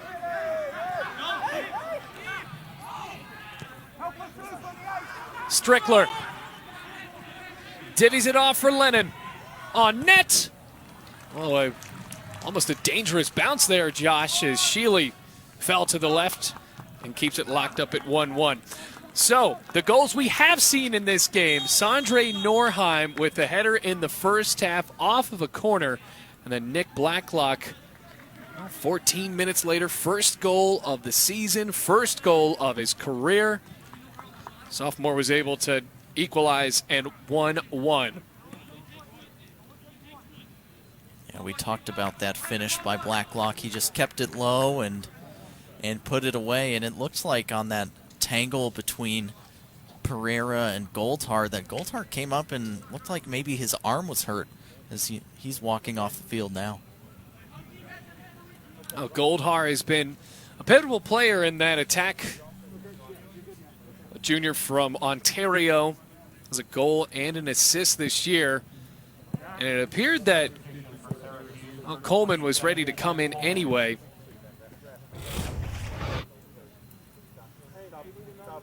Pereira and just about everybody on this Syracuse team have been able to just mix it up a little bit. I mean, Pereira's played a physical second half.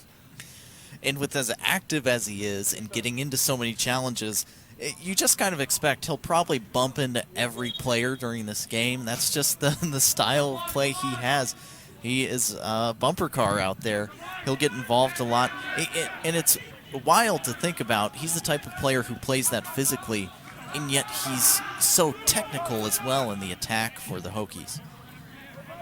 I don't think I've been to a place that had bumper cars and every bumper car worked. I mean, he's the most efficient bumper car I've ever seen. Can you... There's always one that's just drifting around lazily in a circle. It doesn't go the right way that you want it to. Right. Speaking of going the right way, here's Amir's.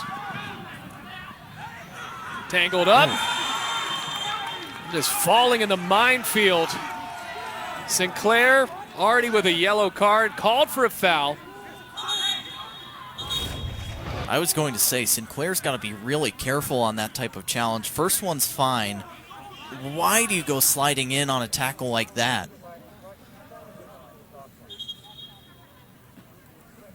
Oh, yeah, that one. He's going to get at least a talking to. That's the second yellow. Second yellow. So Sinclair is out. And you're right, that first foul, or at least first part of that sequence, seemed a little bit more understandable. The second, especially when you already have a yellow today. Right. Already out. And now Syracuse is going to have to play with 10 men the rest of the way, so that is, I mean, I just don't understand Sinclair. He's such a smart player. Why you go sliding in on that?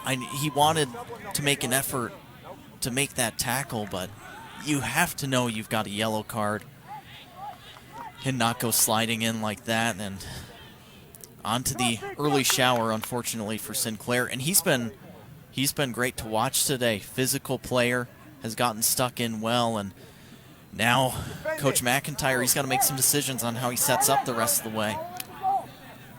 Well, speaking of setting up, Daniel Pereira, maybe one of the more crucial free kicks we have seen in this game. Syracuse playing with a man down. Pereira off the wall. Lennon. On the back line, whistle blows, man down for the Orange. And a free kick hits Singleman. Maybe Singleman was hit with the... I think he was with the... Yep. Ooh, yeah, and right to the stomach. And Pereira does not hit the ball lightly either, so yeah, that one's going to sting. No. Not light at all. Is now Pereira and this Virginia Tech team. 22 minutes to try to capitalize on a Syracuse team playing down to 10 men. And what can the Orange do? Sinclair, a guy that, you're right, has experience on the national team at the U15 level for Costa Rica. Took a couple of shots in the last game in a 2-2 draw with Louisville. Now playing a man down, and that it just makes it so much harder for yourself, for Syracuse, in a game that's so crucial to get 3 points, trying to move up in the region. Because we saw the tournament, the ACC tournament is the goal right now for both Virginia Tech and Syracuse. It's going to be tough to make that if you lose another game here in such a shortened season. And now it's going to be a bunker the rest of the way. Syracuse is going to be all 10 men behind the ball, and it's going to be physical like this the rest of the way as well. Now, with 10 men behind the ball, how are you going to be able to actually try to move forward and press with some sort of attack? You have to hit some balls to your forward up top and hope that he can challenge the defense. And I think that first one was a foul. There's another foul along the way as well, but Yeah, we've been talking about physicality the whole time. It's going to be a grind the rest of the way. Sometimes it seems even harder to break down 10 men, despite having the advantage, because at that point, for Syracuse, you just say, okay, everybody's behind the ball now. Kenua.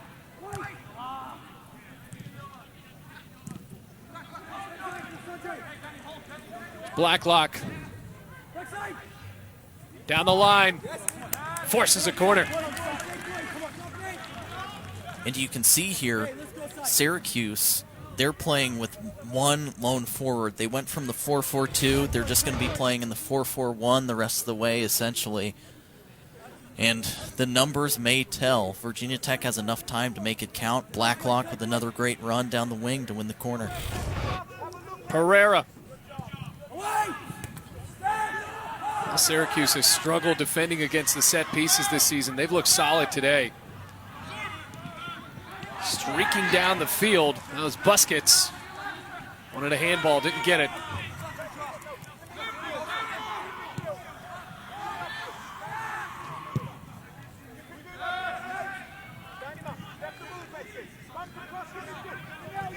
For Virginia Tech, you've got to keep doing this. Possess, switch the field, see what you can open up in that Syracuse defense, who's going to be extremely tight to unlock now. Strickler trying to unlock it with a pass on the far end.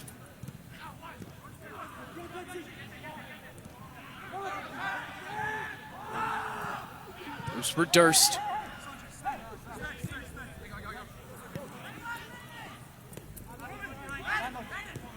Amirs. Back with it.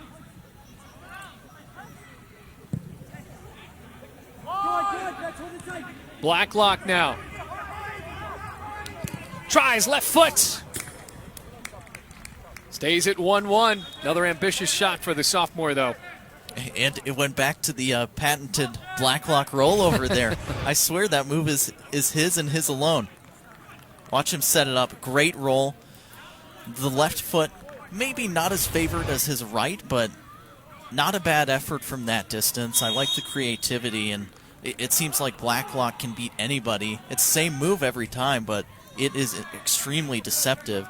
And it was a good play over on the far side by Amirs, who's also looked really sharp. I think those two wingers have really defined the attack for Virginia Tech, with the assist from Amirs to Blacklock for the goal on the score sheet as well. Coleman out, Fulcar in. Even with 10 men, Syracuse has been strong these past few minutes right after that red card. That was a fantastic win. I believe that was Gruno winning that the center back.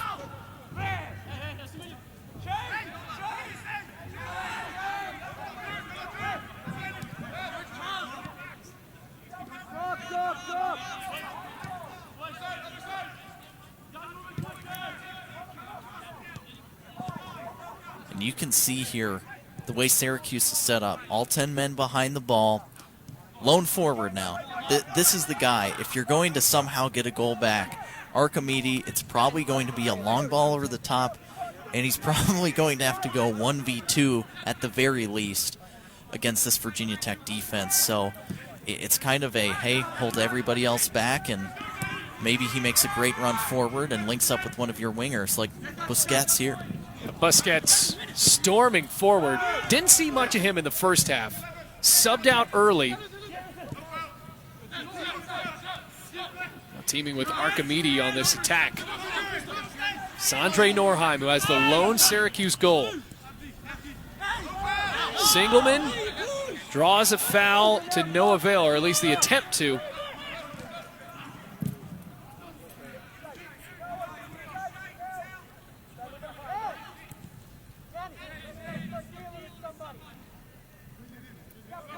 And this speed of play, actually, I think Virginia Tech's completely fine. Hey, let's pass the ball a little bit and just, we're not in a hurry. Get it and see if we can make some openings.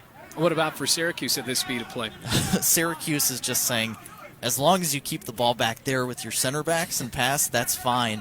They just want to make sure that Strickler and now Lennon up top aren't going to make any dangerous runs in to get the ball, because even if Strickler with his back to the goal is still dangerous enough to turn on your defense, you just can't let him get the ball at all, which they've done a great job of doing with 11 men and now 10 men, but it's going to be tough to do it the rest of the way. And the wingers especially, I think, for Virginia Tech have seen the ball a lot. Can they make a difference in getting down the line, putting a cross in, and maybe paying off with this goal that Virginia Tech is going to be pressing for the rest of the way? Well, Chris Little comes in for Jacob Bloomler. Little, the junior from Fairfax, Virginia, coming off the bench. One collegiate goal his freshman year against Gardner-Webb. Strickler fights against a pretty nasty slide by Salim, but a great one ends up being no foul. Got the talented forward away from the ball. And Salim, I mean, we have talked about him a few times on some pivotal moments in this game. He has made a difference. He always seems to be in the right position to make that sliding challenge or that last-ditch poke. And that's half of what being a great center back is. It's not being in a bad position, but sometimes one of your players gets pulled out and you have to make the last-ditch effort. And if your positioning is good, then you can make it happen a lot more easily. Well, let's look at that position, shall we? Salim fought to the left of Strickler. I bet that's got to be frustrating for Strickler. You're going at full speed, and then you're just somersaulting. And it's the one opportunity. We haven't really seen him get in a chance to run forward with the ball at all. That was really it. Strickler. You're right. Tried to run forward there. Couldn't do it. Cross. Shealy ranges out and flops down for a safe measure. A lot of these crosses into the box, Shealy has done a great job of being aggressive off of his line and picking it up. You've got to be unafraid as a goalkeeper to get a little contact, and that time he didn't have any Hokies around him, but good job aggressively stepping up and snatching that one. 15 for 15. Oh, rolled away there for Syracuse. Now the rain comes down in Blacksburg. Maybe that's why we're seeing a little bit more of the slipping and sliding that you alluded to earlier. And this Chris Little sub for right back is interesting. I don't think that it's subbing Bloomler off because he was having an off game. I didn't see him pick up a knock or anything. I've got to think it's an attacking move to get Little involved in the attack for the Hokies. Here's an attacking move for Syracuse. Stephen Betts starting to threaten down that back line. Virginia Tech recalibrates, retreats back and gets the ball for Daniel Pereira. Up to Lennon. And the Hokies, it's too good to be true as Lennon had about 3 steps on everyone else. That one, I think, looked to be closer than we think. I think he was almost even with the back line. That one was a very close shot for the assistant referee because it's all about when the pass is played, right? So, oh man, that one was close. It was close as we were watching it in real time. I think that one. And it was such a confident blow of the whistle from the official. Mm-hmm. Well-timed run, though. Lennon just trying to play off the shoulder of the defender and time it up with the Pereira long ball. And that's the other thing. Despite the possession, every once in a while, Pereira or someone else will try and take that shot over the top. And Strickler and Lennon are always aware of that when they're on the field. Right now, Dover and Lennon. Now Dover sneaking back onto the field for Virginia Tech.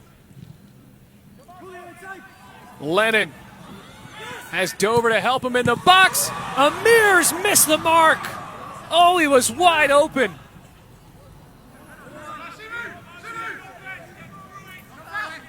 The freshman so close from making the mark at a 2-1 game, but missed it. He's going to be so disappointed in that one. It was set up beautifully by Lennon. The turn to get down the end line was outstanding. And then the run by Dover to set it all up so that it was just wide open on the back post. Oh, man. The freshman Amir's there. He's a young player, though. You've got to be able to bounce back and stay in the game mentally, even after that type of mistake. Absolutely wide open, and you're right. Lennon and Dover could not have done a better job to just set it up. Didn't work out.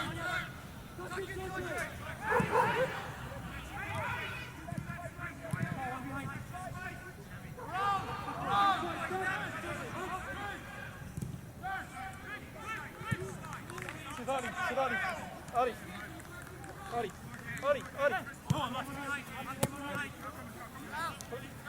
15 shots for Virginia Tech.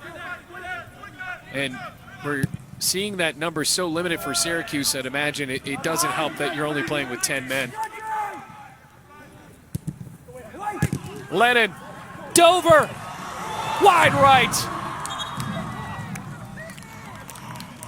So another missed chance for Virginia Tech.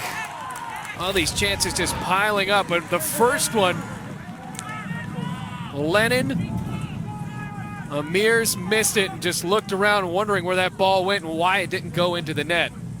And then for Dover, must have got a piece of an orange defender, possibly the goalkeeper, Russell Shealy, because it is a corner. And it's Pereira. Durst. Head it accurately enough.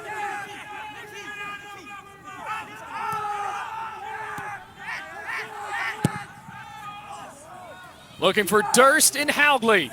Instead, Shealy jumps up amongst the two attackers for Virginia Tech and makes a great play. Those two are difficult to pick the ball away from. That's a lot of height to deal with. And even though you've got the advantage of your hands, Howgley is 6'5". That guy can get up and pretty much get his head to anything. Great job there from Shealy to get out and confidently claim it. DeAndre Kerr coming back into the game. Syracuse looking for last effort, the 9 minutes to jump on top. Who can steal a win away? Well, certainly I think that if anybody steals a win, it would be Syracuse. Being down one man to go up in a situation like this would just be very applaudable to Ian McIntyre's team, being down Anthony St. Clair. And it's chances like these where you finally are in an attacking position, you have a set piece. You've really got to make these count and maybe make something happen. They'll try and look for, got a few players up here. Archimedes up there as usual. Norheim. Norheim has already scored on a set piece. Can he do it here? Salim tumbles down to the ground. No foul called. And Salim and McDowell jawing at each other a little bit. McDowell clearly thinks it's a little bit, yeah, it's a little bit easy for me too. Salim looking for one there. Lennon working with Salim. I guess I should say against Salim, as so many Virginia Tech forwards, midfielders have done today.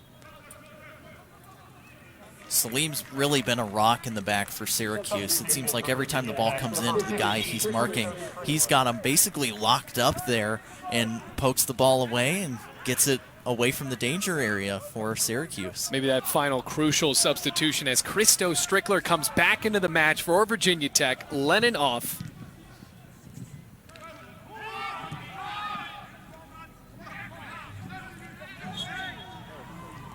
Foul on Dover, free kick Syracuse.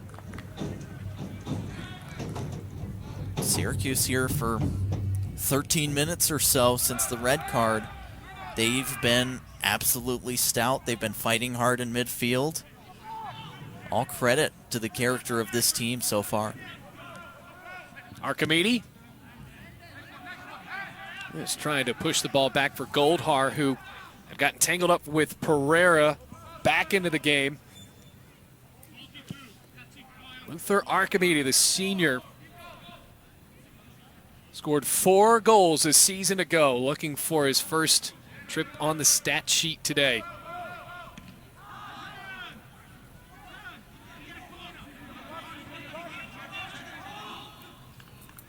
Throw in Orange.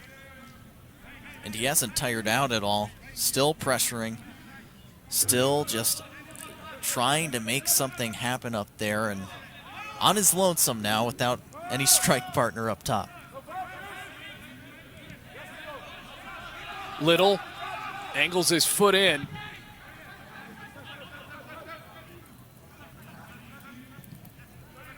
Goldhar to Kerr. Canadian connection for Syracuse. Inevitably ends up being a throw-in for Virginia Tech. You know, we've talked a lot about countries from other players today. We haven't talked about the Canadian players that Syracuse has. They definitely have some sort of pipeline there. A lot of players coming from Toronto, coming from other areas in Canada as well, and linking up. And DeAndre Kerr playing with Toronto FC in his youth. A lot of talent that comes from up north, and they've done well taking advantage of it. Kerr from Ajax, Ontario.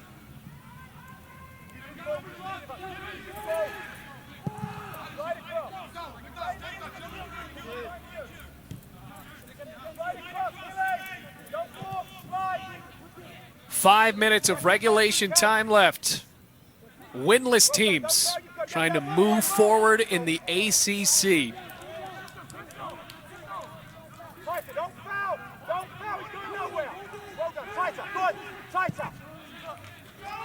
Down the middle for Haugley. McDowell. Amirs on Norheim.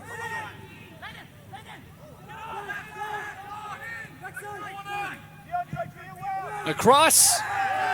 Dover with a high cleat. That'll get called. Great work over on this near side, though. Good interchange from McDowell and Amirs. They've done really well. I think those two players like playing with each other on that left side because they exchange well. Good overlaps from McDowell. And I've been extremely impressed by the freshman Amirs. He has been outstanding on the ball. He hasn't made very many bad passes. He's kept the ball close to him at its feet. And extremely skilled. You can just tell that silky smoothness on the ball to just drift past other players. Isn't the tallest guy on the field, 5'8", but man, I tell you what, Amirs he's been extremely impressive to me tonight. Well, Fulcar pushing the ball forward. Goldhar.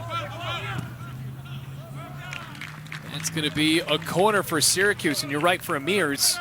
Unfortunately for him, if you're watching back to this game, a lot of people are just going to think about the fact that might have missed an open goal to make it a 2-1 game, but moving forward, Syracuse with a big chance here. 3 minutes left to go in regulation, and a corner ready to be taken by the Orange.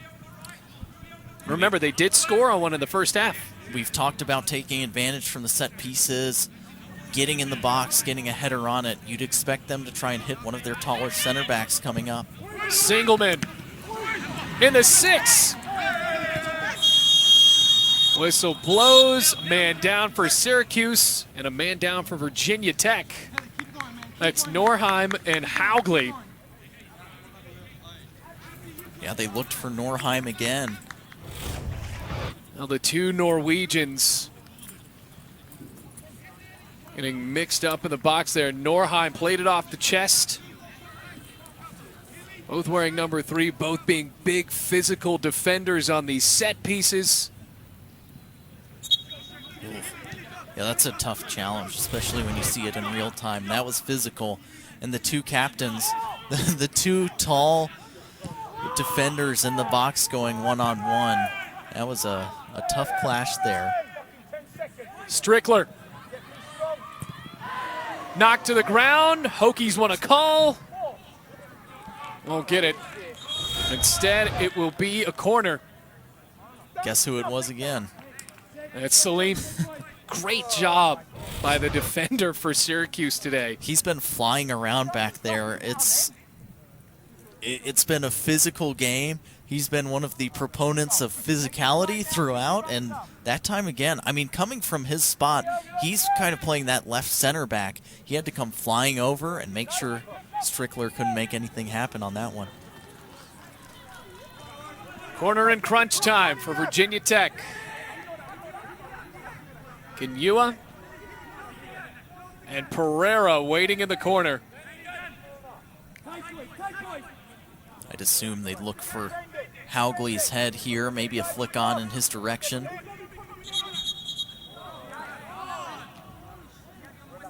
And they were trying to work a short set piece, and it might be ruined now that they have to bring it back because Strickler was coming off the front post as if to try and get the ball from Pereira once he had interchanged there. And now they might try something else. Now they move it out. Little, whatever it was, didn't matriculate to anything for Virginia Tech. Throw in for McDowell, does so with Swaneveld.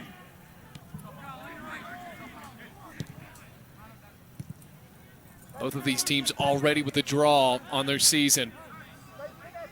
Syracuse with one against Louisville, Virginia Tech with arch rival Virginia.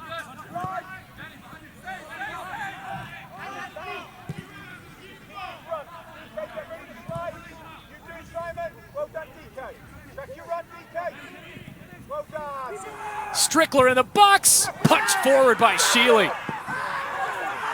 That was an absolute haymaker to that ball because it got out fast. And once again, Sheely, aggressive, confident. You love that. You love to see your goalkeeper laying out like that and putting his body on the line for your team. As a defender, you're saying, and Salim slapped him 5 there. He said that is a great effort there. Oh, Sheely, yeah, absolutely. I mean, those two guys have just been such a big part. Obviously, the goalkeeper is going to be a big part of it, but Salim has been flying everywhere. Sheely with an aggressive move because it takes a lack of fear to be able to jump up and have Christo Strickler sprinting right at you. And it was a good ball over the top, well-timed. Strickler thought, I've got a chance to get a foot on this maybe, but credit to Sheely. He stepped up here in a big first game for him this season.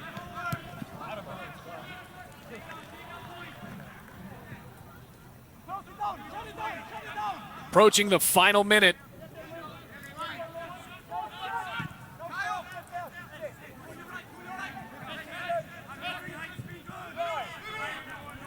One minute remaining in the second half.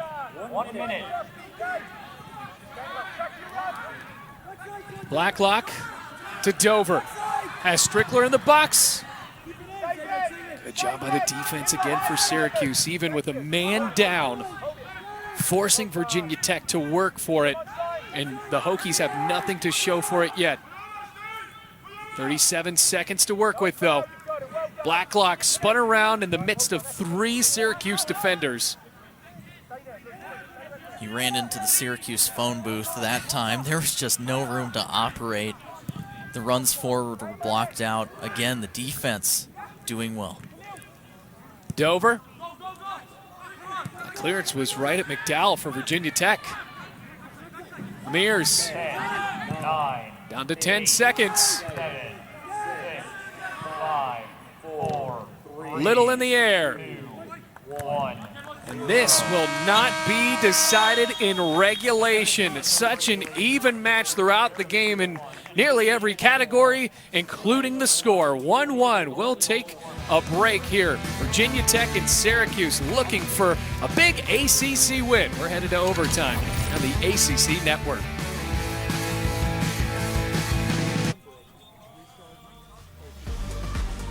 "90 minutes wasn't enough. We're on our way to overtime. Virginia Tech and Syracuse 1-1, looking for a big-time ACC win. Both teams looking for their first win overall. As we take a look at the first goal, Sondre Norheim was able to do this in the first half. Great service in and then finished off. That's when you just serve it up.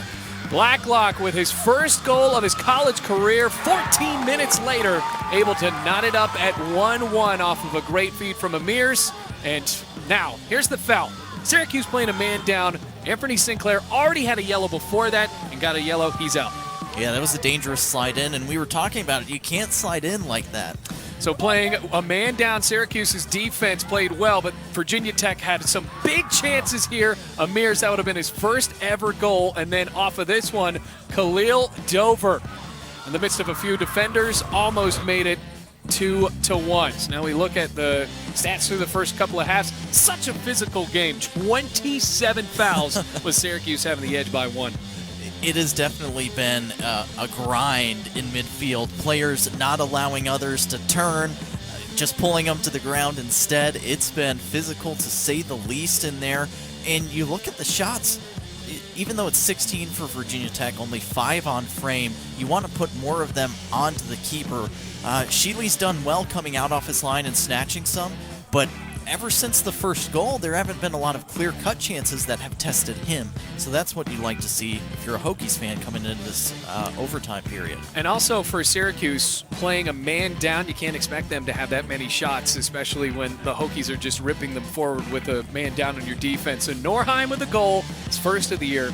Blacklock, not only his first goal of the year, his first goal of his career, and a red card in the 67th minute. Anthony Sinclair out of this one, currently watching it on the bus. Virginia Tech and Syracuse. Hokies a few years ago won in overtime against the Orange off of a goal from Nico Kwashi in 2018. Will they try to channel some of that here, or will Syracuse find a way to win a man down? 2 10-minute overtimes, sudden death. Got it here for you in Blacksburg on the ACC Network. Bailey Engel and Josh Brown on the call. It's been a fun one here in Blacksburg.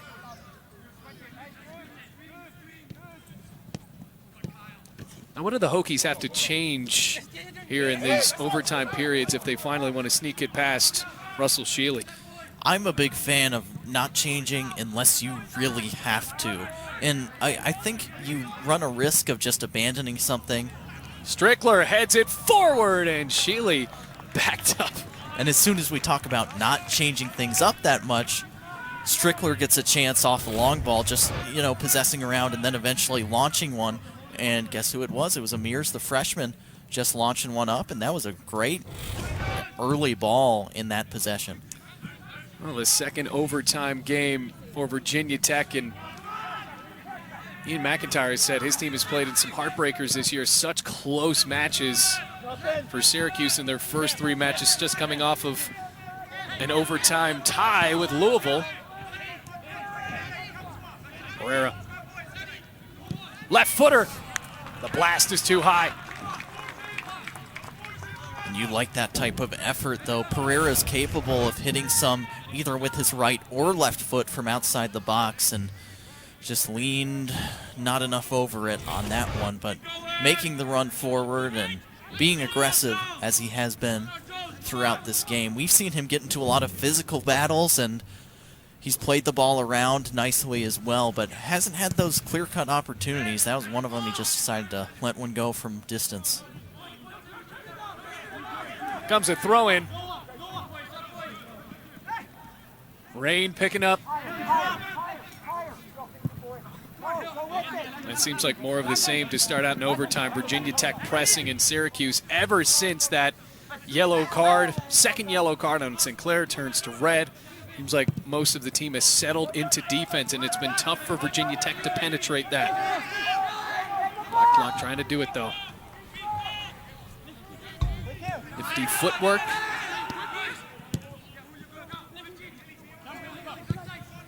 Cross. That was Amir's. McDowell now. Black came up. Goal kick. That one did skip out of play. The ball curled over the line on that one. Good possession by Virginia Tech once again, but it's,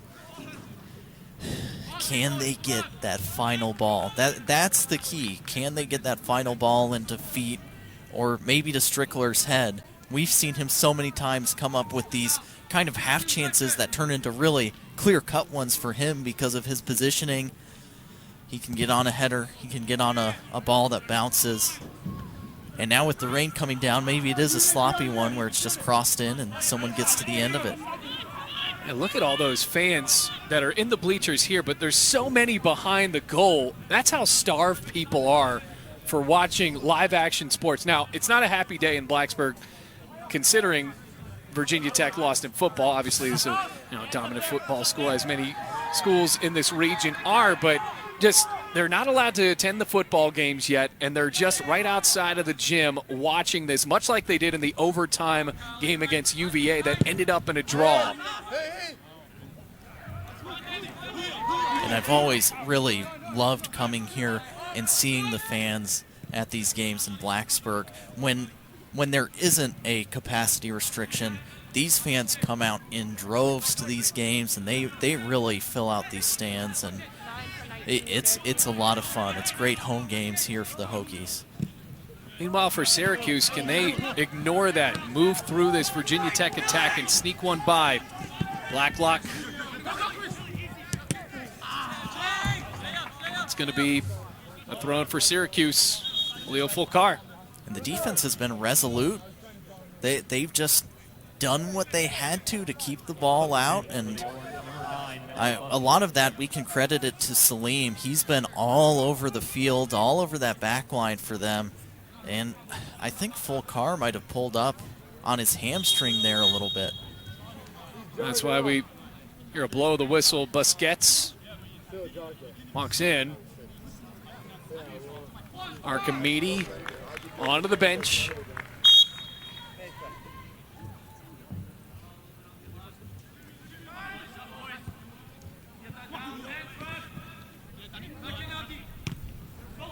Good pass out to the side by Amirs.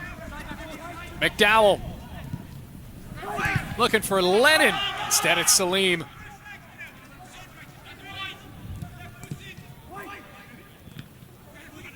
Lennon. Strickler couldn't play it at the feet.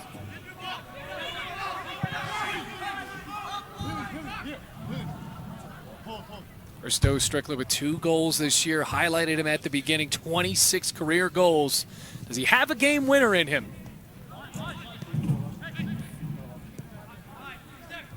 Well, it seems like with Christo Strickler scoreless today, you can at least say that Syracuse has done a good job against him.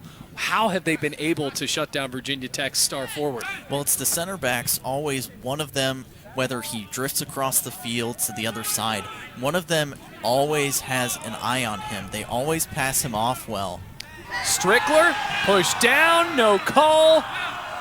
Salim in the mix again. And it was Salim, and as we're talking about them passing the player off as they come across the formation, Strickler drifted over, and Salim had to pick him up. Maybe a little bit of a pull there. Now that's close. Oh, but it was Salim and Gruno. They talked to each other, and they said, hey, the forwards are switching spots again. They kept an eye on him, and Salim stuck with him step for step. Was it a pull down? We'll let you decide. Well, blink of an eye, a chance for Syracuse with DeAndre Kerr as well as Goldhar.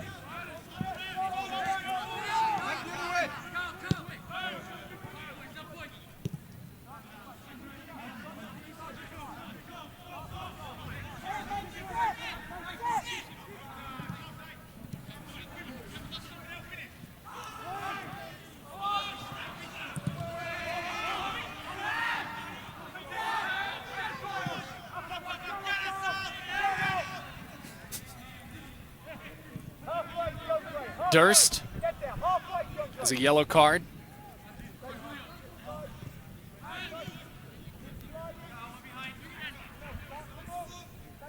Pereira trying to create something. One of the 2 freshmen invited to the MLS College Showcase.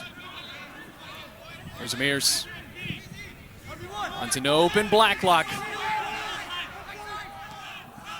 Blacklock towards net. McDowell now forces a corner. It's a great ball in by Blacklock. Driven low across the 6-yard box. And made the keeper work too. And if someone lays out for that, maybe Strickler near there, you get a toe on that. That's extremely dangerous. Blacklock, has felt confident after that goal. He's taken people on, continued to put on the footwork, and again, making something happen on the sideline and getting into the box. So the Hokies took that corner quickly, trying to catch the Orange off guard.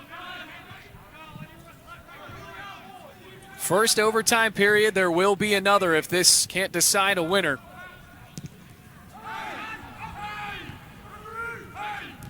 And after that, it's just a tie. Lennon. Off to the left. Here's Amirs. It's Andre Norheim in front of the freshman.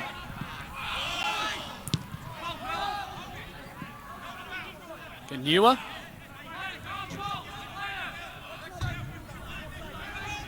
Mears headed forward.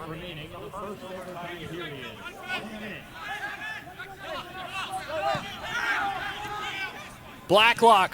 What a move. Left footer.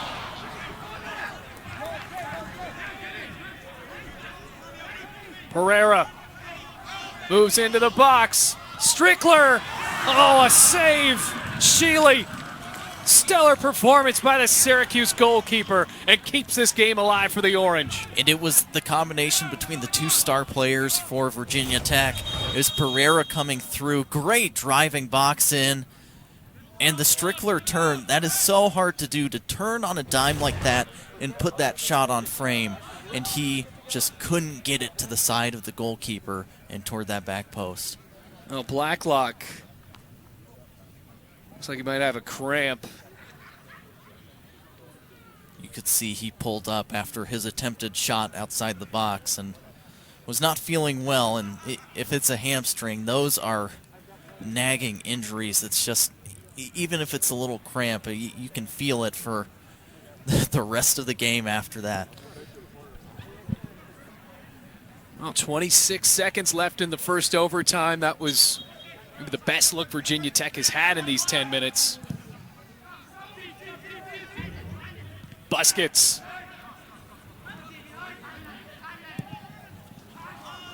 Launched forward. Pereira. 10, 9, 8, 7, 6. And with the time running down, no one is moving with haste to try to get that ball. One overtime isn't enough. We're on to the second overtime. One more 10-minute period on the way. Sudden death, Virginia Tech and Syracuse tied up at 1-1.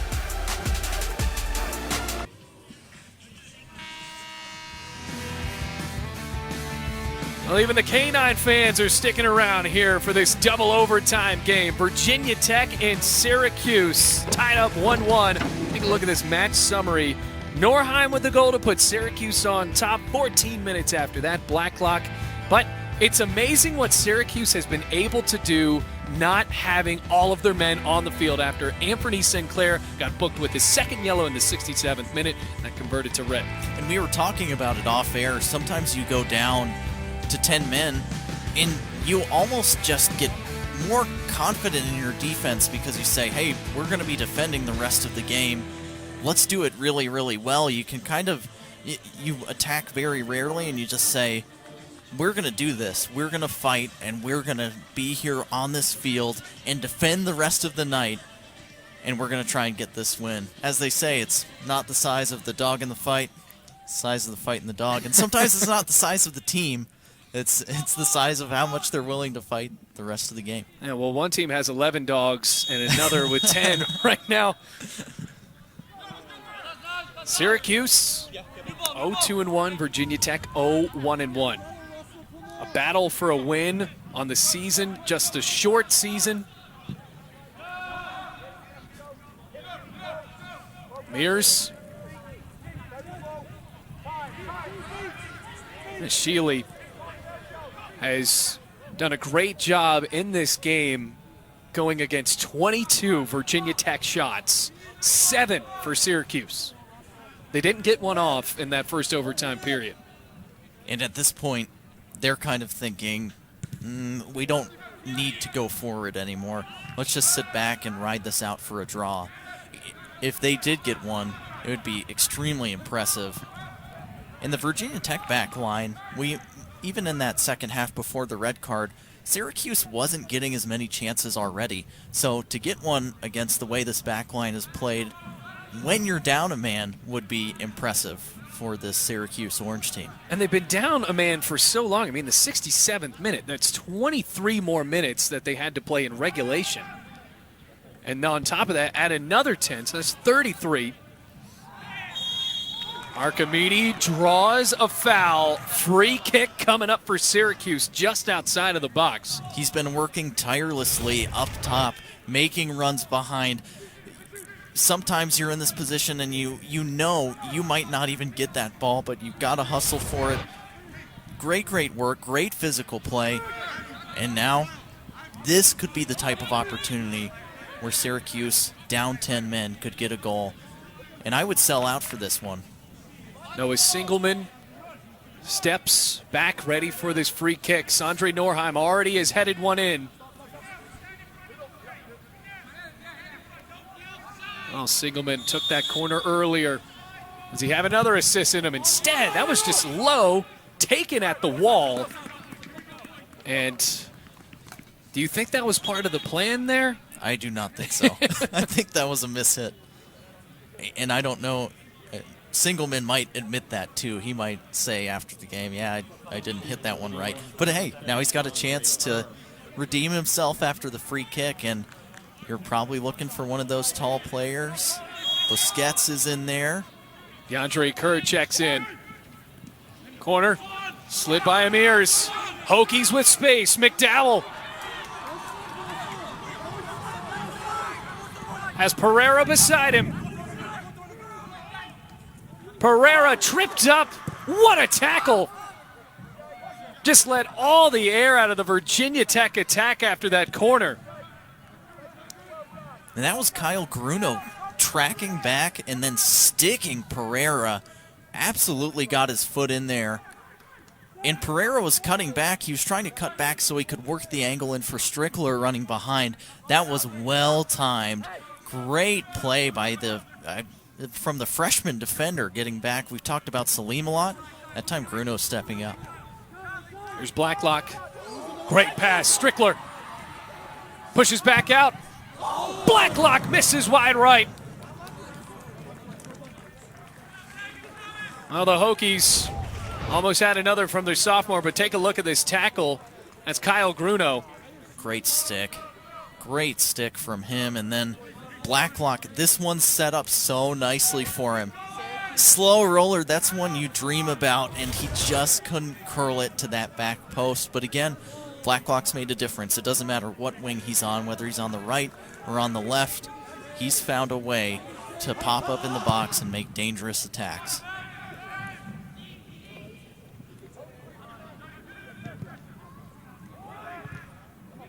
Flying forward, Salim. Amirs.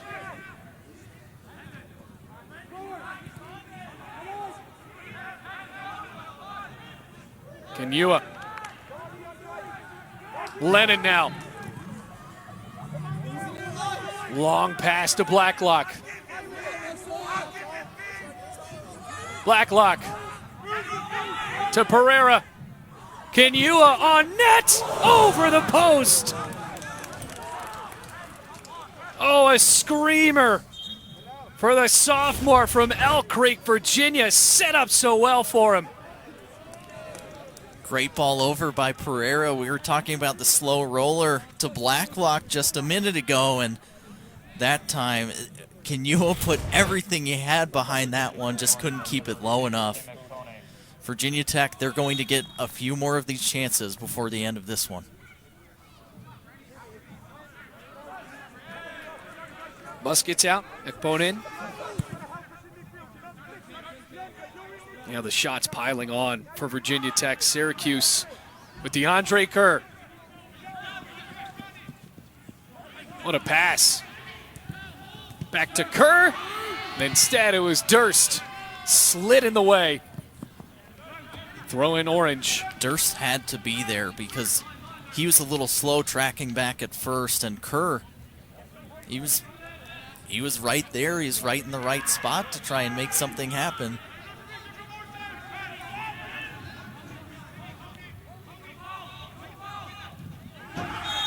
up.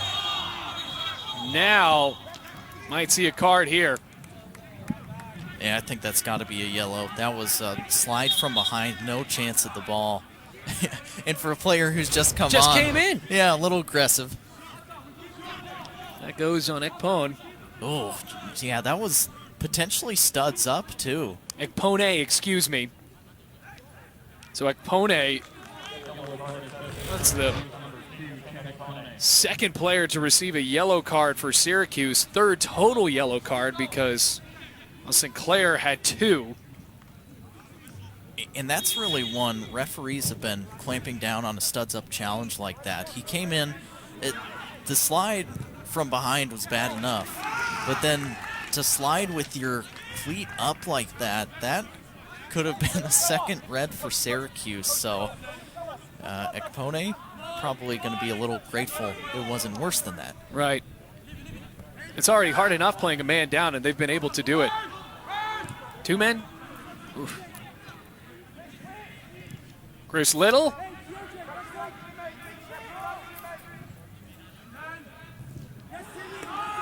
Throw in Hokies. Under 3.5 minutes left before this one's considered a draw.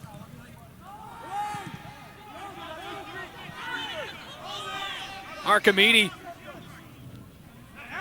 ran into Pereira. It's been a physical battle today with every Syracuse player against the Hokies midfielder. We see it again. Free kick coming up for the Orange. Archimedes tracking back and getting to the ball, dropping a little bit deeper. And Pereira was beaten that time, so he just put the arm into him and committed the foul. And now Syracuse happy to slow things down a little bit more and set up for the set piece. Ekpone ran into Swaneveld. Augley.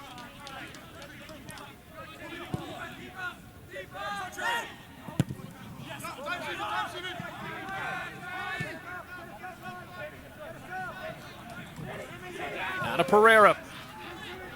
Inua.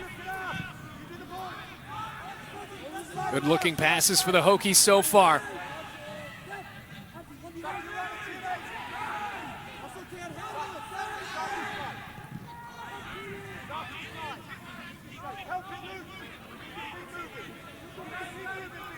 Pereira forced it back out.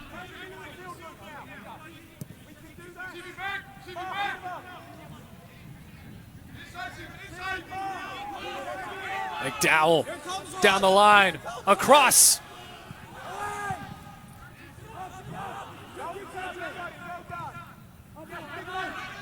So to Pereira, forces it back to the right side for Kenua. Mears. Too much on that pass to Chris Little. And Syracuse just continuing to keep players behind the ball, stay disciplined. Oh, and now Salim going down. And, of course... Oh, they'll stop the clock now. Yeah, and everybody that is a Virginia Tech fan is saying, we know what you're doing. You're trying to milk the injury, maybe injury. Well, but either way, the clock stops. Yeah. So. This inevitably becomes sort of a timeout for Syracuse anyway to catch their breath because Virginia Tech, I mean, they have pounded the shots. And if they aren't able to score in the next minute 12, it inevitably, you feel better if you're Syracuse. Now, you also have a chance if you're Syracuse to storm down the field and score the game-winning goal. But Syracuse playing a man down and forcing Virginia Tech to concede for just 1 point. I mean, the last time Virginia Tech played an overtime match, absolutely outshot Virginia again. Telegraphed by McDowell. 1 minute remaining. Blacklock now. Great move. Moves for space. Blacklock falls down.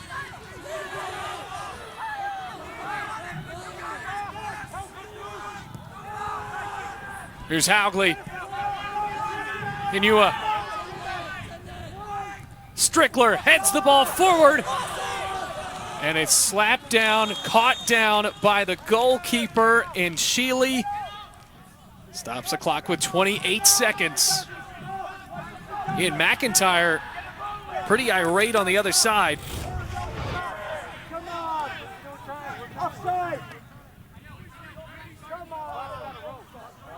That was a pop forward header by Strickler there. Yeah, looking for the flick on.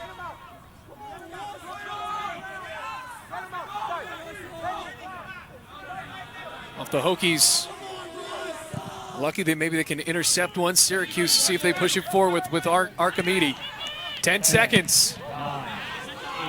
Archimedes got in the way, heads it out.